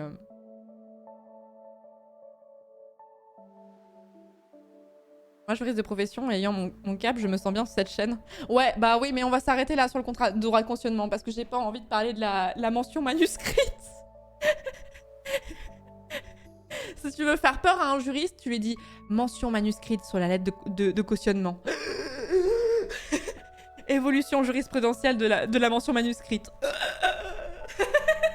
Pitié, laissez-moi tranquille, monsieur. Laissez-moi. Cette torture a suffisamment duré.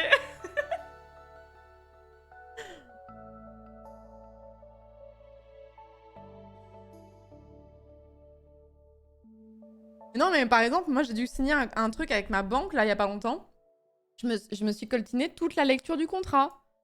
Parce que je me suis dit, ce serait cocasse qu'une juriste ne lise pas le contrat, enfin, une juriste de formation, en tout cas, ne signe pas le contrat qu'elle va signer.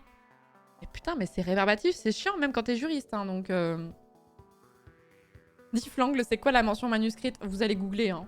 Je vous le dis, hein, vous allez googler, hein. Vous voulez que je vous lise? Mention manuscrite. Mention manuscrite, contrat de cautionnement. Ça, c'est vraiment... C'est de quoi faire peur à un étudiant, ça. D'aller aux étudiants.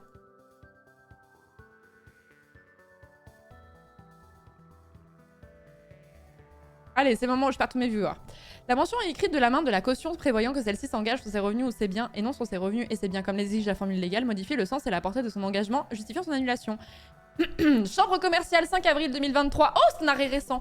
Numéro 21-20.905B. Une banque avait consenti à une société à un prêt destiné à l'acquisition d'un fonds de commerce. Une personne physique s'était rendue caution solidaire de la société en garantie du remboursement de ce prêt. Le contrat de cautionnement contenait une mention manuscrite, prenez des notes, hein, contenait une mention manuscrite distincte de celle prescrite à l'époque par la loi. En effet, l'ancien article L341-2 du Code de la consommation prévoyait que toute personne physique s'engageant par acte sous seing privé en qualité de caution envers un créancier professionnel devait, à peine de nullité et de son engagement, faire précéder la signature de la mention manuscrite de son engagement à rembourser au prêteur les sommes dues sur ses revenus, sur ses biens, si le débiteur principal ne satisfait pas lui-même. Vous avez suivi, hein? Parce que c'est clair comme de l'eau de roche. Hein.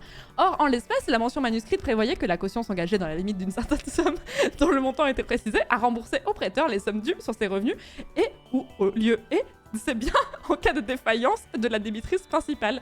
La société ayant cessé de régler les échéances du prêt, la banque avait assigné en paiement des cautions.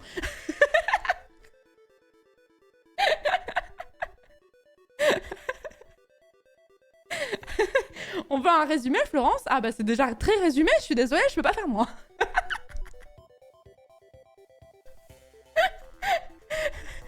Et après, les gens me demandent pourquoi j'ai quitté le droit. Mais voilà pourquoi! Voilà pourquoi! Elle m'a perdu au mot ananas.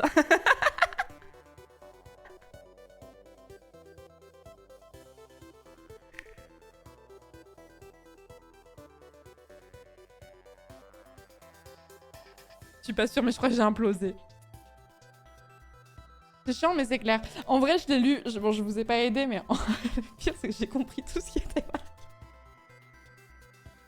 Ça faisait longtemps que j'avais pas vu le terme acte sous seing privé. Ça m'a fait des petits gratouillis dans le bas du ventre.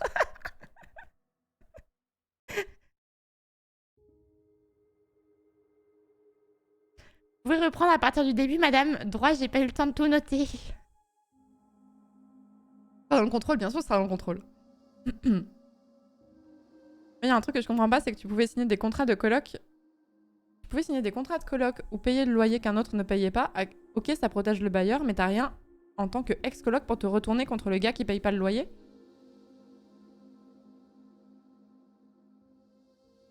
Je sais pas. Voilà. Question suivante. Je sais pas. Si, probablement que si, mais quel motif, quel fondement, je sais pas. 5 ans d'études pour je sais pas. Bah oui, mais c'était pas ça que je faisais, moi. Moi, j'ai fui ce droit à la vitesse de la lumière. Je trouvais ça infâme, donc j'ai fui. J'ai fui comme un fuyeur. Les motivations pour faire du droit, c'est pour paraître plus intelligente et regardez, ça a merdé. Hein. Non, je trouvais ça intéressant. C'est comme je disais au tout début du live, mange pas tes mots, Florence, enfin. Tout début du live, c'est que bah, ça apporte une culture G de fou. Et du coup, quand tu lis la presse, il y a beaucoup de choses que tu comprends pas. Et quand tu as fait du droit, tu les comprends mieux. Voilà. J'étais spécialiste en droit du travail, donc c'est très loin de ma spécialité, ça. En plus, c'est du droit civil de merde. Droit civil égale merde. J'aime pas le droit civil. Droit civil, c'est, pour vous dire, en fait, c'est du droit privé qui va regrouper le droit de la famille, ça va. Mais aussi tout ce qui va être, bah, ce dont on parlait juste avant, tout ce qui va être les successions aussi, tout ce qui va être, enfin, ce genre de choses. Et droit de la famille, ça va, ça peut être assez intéressant, mais le droit des successions, c'est très compliqué et j'en ai jamais fait, mais je sais que c'est très compliqué. Et le droit des sûretés, ce qu'on faisait juste avant, là. Les sûretés, par exemple, c'est le contrat de cautionnement dont je vous parlais juste avant, mais ça va être aussi les hypothèques. Et moi, des hypothèques, qu'est-ce que j'en sais? À peu près la même chose qu'au Monopoly. Voilà. C'est tout. Voilà. En fait, il y a des matières comme ça où j'ai hard reboot. Parce que je détestais. Mais voilà, on n'est pas notaire ici, quoi.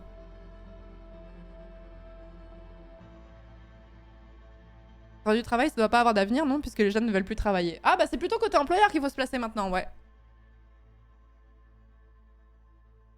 J'avais fait du droit en école d'ingé, c'était basique et chiant, mais tu dis quand même que c'est pas enseigné au lycée, qu'il y a un tribunal administratif, un civil et un pénal, c'est con quand même. Moi, c'est un truc qui me semble que j'avais étudié en éducation civique, parce que je me souviens qu'en éducation civique, en 4e, 3e, on avait vu ce qu'on appelle la navette parlementaire, donc le va-et-vient entre le Sénat et l'Assemblée nationale. Et on avait vu ça, et du coup, on avait expliqué quelques petits trucs. Mais ça dépend énormément du prof. J'ai fait histoire du droit de la famille, le giga main brain. Moi, j'avais fait de l'histoire du droit pénal, c'était passionnant. J'ai fait de l'histoire du droit du travail, l'histoire du droit pénal, l'histoire des idées politiques, ça c'était trop bien. La fac de Clermont, en droit, est assez orientée histoire du droit. Du coup, on a beaucoup de matières. Vous n'avez pas toutes les mêmes plaquettes de formation partout en France. Et du coup, tout le monde n'a pas fait de l'histoire du droit pénal. À Clermont, si, tout le monde en a fait. Mais il y a plein de facs qui en font pas. Et c'est giga intéressant.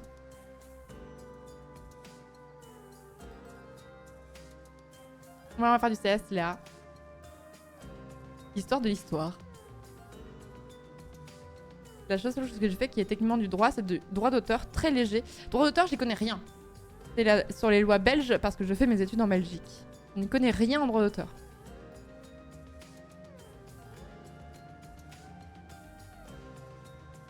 Mais bref, ouais, du coup, ça m'a appris plein de choses. Alors, il y a plein de choses que j'ai oubliées, malheureusement. Mais ça m'a ouvert sur plein de choses et plein de matières où je me serais dit ah tiens, ça m'aurait peut-être pas intéressé de base. L'histoire, si, parce que j'ai toujours une passion pour l'histoire, mais c'est une grosse frustration que j'ai d'ailleurs. Je suis passionnée d'histoire et par rapport à tout ce que j'ai lu, tous les livres que j'ai bouffés et tout ce que j'ai appris, j'ai l'impression d'avoir très peu de culture en histoire. Très frustrant. Mais je n'arrive pas, ça me passionne et je n'arrive pas à m'en souvenir. Genre notamment les dates, c'est un enfer. On le voit sur le cas culture. J'ai fait du droit pendant 3 ans sur Rennes et notre histoire du droit, on avait un royaliste convaincu qui vendait son cours à la fin du semestre et qui pour s'assurer que les gens l'achetaient, faisait des cours à chier. Et j'aurais adoré faire une fac d'histoire. J'aurais adoré faire une fac d'histoire de l'art aussi. Genre Philippe là, non c'était Philippe, lors de la nuit au musée avec Rayou et Antoine. Oh là là, je pense que tu aurais mis le moins de 14 ans, j'aurais donné tout ce que j'avais pour faire son métier, je pense. J'aurais tout donné. Pourquoi t'as pas fait d'études d'histoire du coup? Pour une histoire de débouché. Pour une histoire de débouché, je voulais pas être prof. Et puis en fait, il y a plein de facs. J'aurais aimé faire une fac de sociaux, j'aurais aimé faire une fac de géo, j'aurais aimé faire une fac alors, pas de bio, mais à un moment j'avais envie de faire de l'éthologie, ce qui est l'étude du comportement animal, donc c'est de la bio. J'aurais voulu faire énormément de choses et au bout d'un moment faut faire un choix quoi.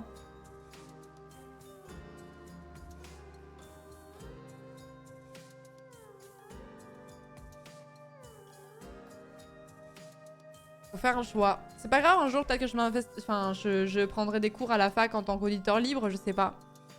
Pareil, le droit, j'ai presque envie d'en refaire aussi. Des fois, je me dis, putain, aller dans un cours de droit, là.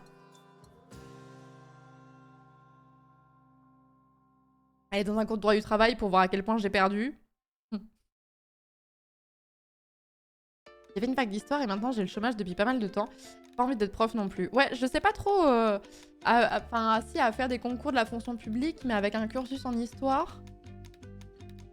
En fait, il y a un truc que je regrette d'avoir appris trop tard, mais c'est pas grave parce que j'adore mon métier. C'est si tu fais une double licence en histoire de l'art et en droit, tu peux aller vers des métiers de type commissaire-priseur. Et ça, je pense que j'aurais adoré. Parce que ça recoupait vraiment deux choses que j'aime beaucoup. Il faut que tu aies une licence dans un et que tu aies fait 2 ans minimum dans l'autre. La plupart des gens font 3 ans et 3 ans. Et après, tu passes un concours. Est-ce que les gens regardent les débouchés avant de choisir un cursus? Ah bah bien sûr que oui. Bien sûr que oui. Mais en fait, si on s'arrête seulement au débouché, tu vas plus dans rien parce qu'on te dit que c'est bouché partout. Donc heureusement qu'il y a des gens qui vont encore dans des filières où on leur dit c'est bouché, il n'y a pas de travail, etc. Parce que sinon, bah, on n'aurait plus de personnes qui se formeraient dans ce genre de domaine.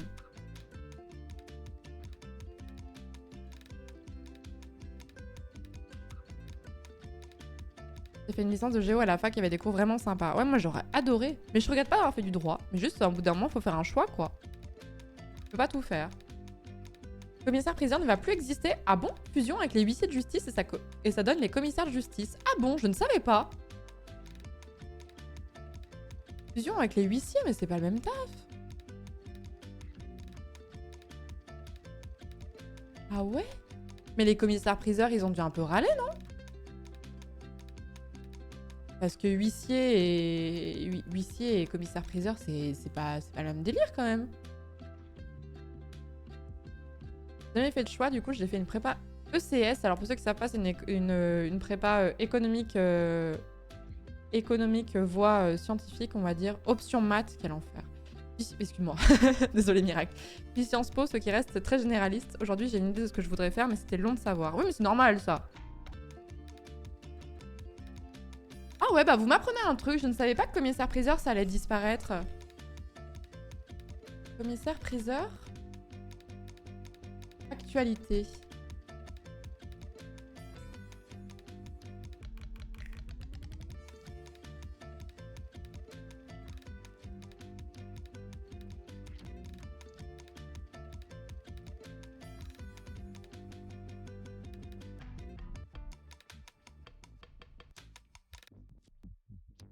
Ouais, mais l'article Wikipédia, il va pas être à jour, non? Ah oui, ça date depuis 1 an. Depuis le 1er juillet 2022, il prend en France le nom de commissaire de justice. Et du coup, un commissaire de justice... Putain, mais je suis totalement passée à côté de l'info. Un commissaire de justice est une profession créée le 1er juillet 2022 résultant de la fusion des métiers d'huissier de justice et de commissaire-priseur judiciaire. Ah ouais. Parce que faire huissier, faut avoir envie, hein. Je tourne un vlog dans la rue et que quelqu'un de random apparaît dans la vidéo en mode il traverse en fond et on le voit un peu. Est-ce que je néglige son droit à l'image? Oui, si on peut le reconnaître. Oui. Est-ce qu'il peut m'emmener en justice, me poser des soucis? Oui. Techniquement, oui. Techniquement, oui. Dans la pratique, dans les faits, il y a peu de chances qu'il tombe sur la vidéo. De deux, si tu ne le montres pas dans une situation embarrassante, là je vous parle vraiment dans la pratique, hein. Dans une situation embarrassante ou ce genre de choses, ça devrait être à peu près ok. Et voilà.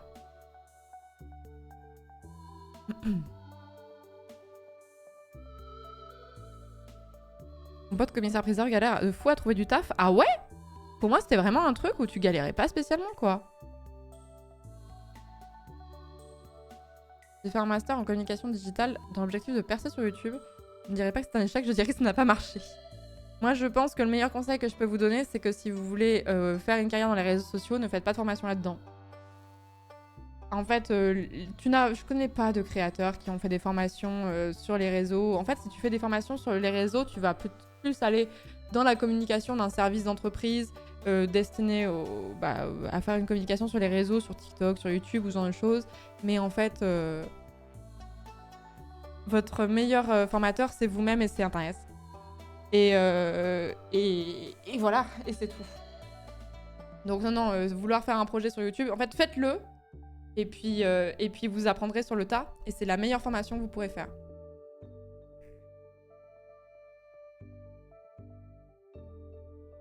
Coucou Vincent, tu vas bien?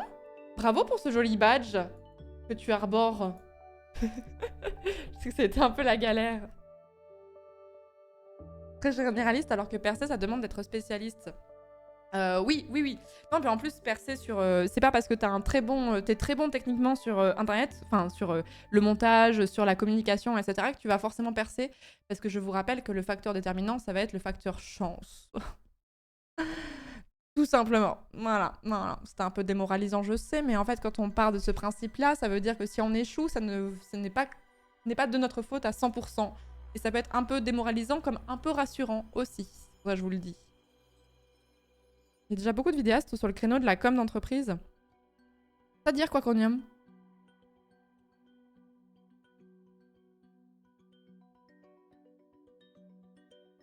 Il est tout neuf et j'ai à peine compris comment le mettre. Hâte de voir la vidéo de ton escapade dans les montagnes. Ouais, on a quelques heures de rush, Vincent. Je vais pas te mentir, ça va prendre du temps. Surtout que j'ai décidé de la monter moi-même, cette vidéo. Au secours. Au secours. Les vingtaines d'heures de rush, là, il y en a même plus que ça. Je crois qu'il y en a eu entre 25 et 30. Aïe.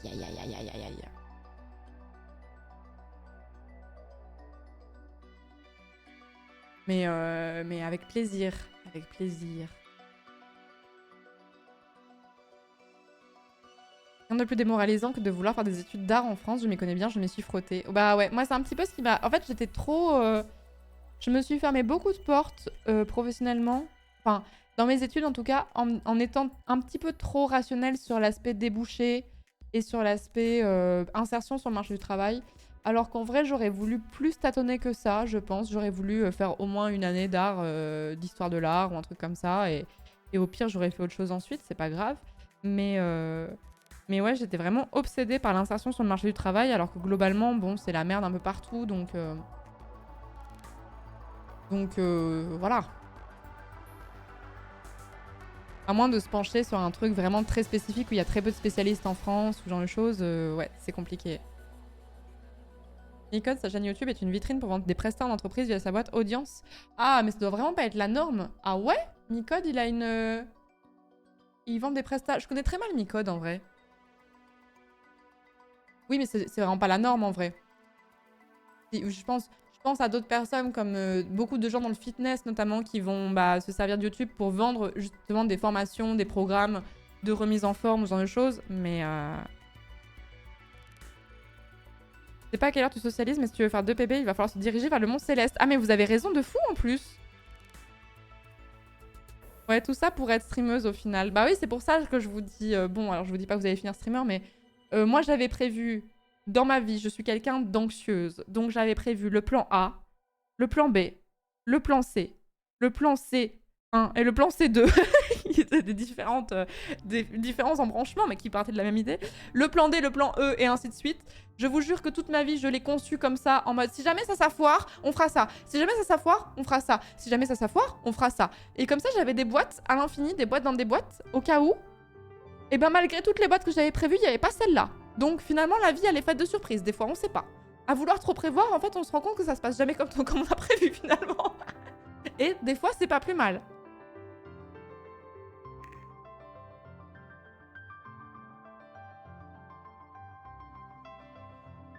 « 2 ans de licence de physique plus 3 ans de licence info, tout ça pour ressortir sans diplôme et toujours pas savoir quoi faire de sa vie, let's go. » Moi j'en ai rencontré un paquet, hein, des gens qui savaient pas quoi faire de leur vie alors qu'ils étaient en 4e ou 5e année d'études. Je dirais même que c'est même presque la norme plus qu'autre chose. C'est juste que vous voyez plus les gens qui sont sûrs de ce qu'ils veulent faire parce qu'ils en parlent. Tout simplement. Bon, on fait un petit pips et on va se diriger vers le Mont Céleste et on discute. On discute, ouais, on va essayer de discuter.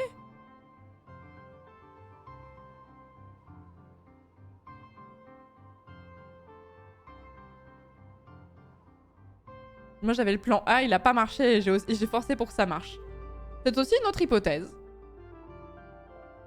Non, mais c'est un truc qui m'a... Je me suis un peu... J'étais un peu trop axée là-dessus. Vraiment un peu trop flippée. Et un peu vouloir trop prévoir. Et ça m'a un peu joué des tours. Donc, chill. Car là, on discutait pas... Non, mais en fait, ce que je veux dire, c'est que...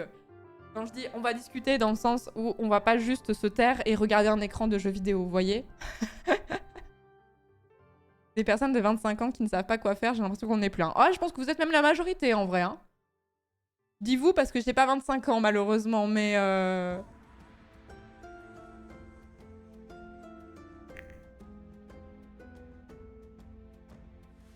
Mais c'est ce que je dis, Tom Lasky. C'est ce que je dis, Tom Lasky, sur le biais du survivant, etc. Bien sûr.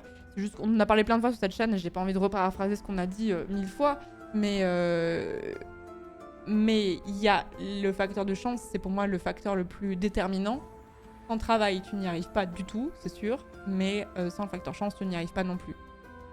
Et vous savez, moi j'ai des avis nuancés sur les choses. C'est pas tout blanc ou tout noir. Il y a quelques opinions sur lesquelles c'est tout blanc ou tout noir, mais pas beaucoup. Là, ce sujet n'y fait pas exception. Je vais faire un pipi et nous allons jouer à Céleste. Je reviens dans un instant.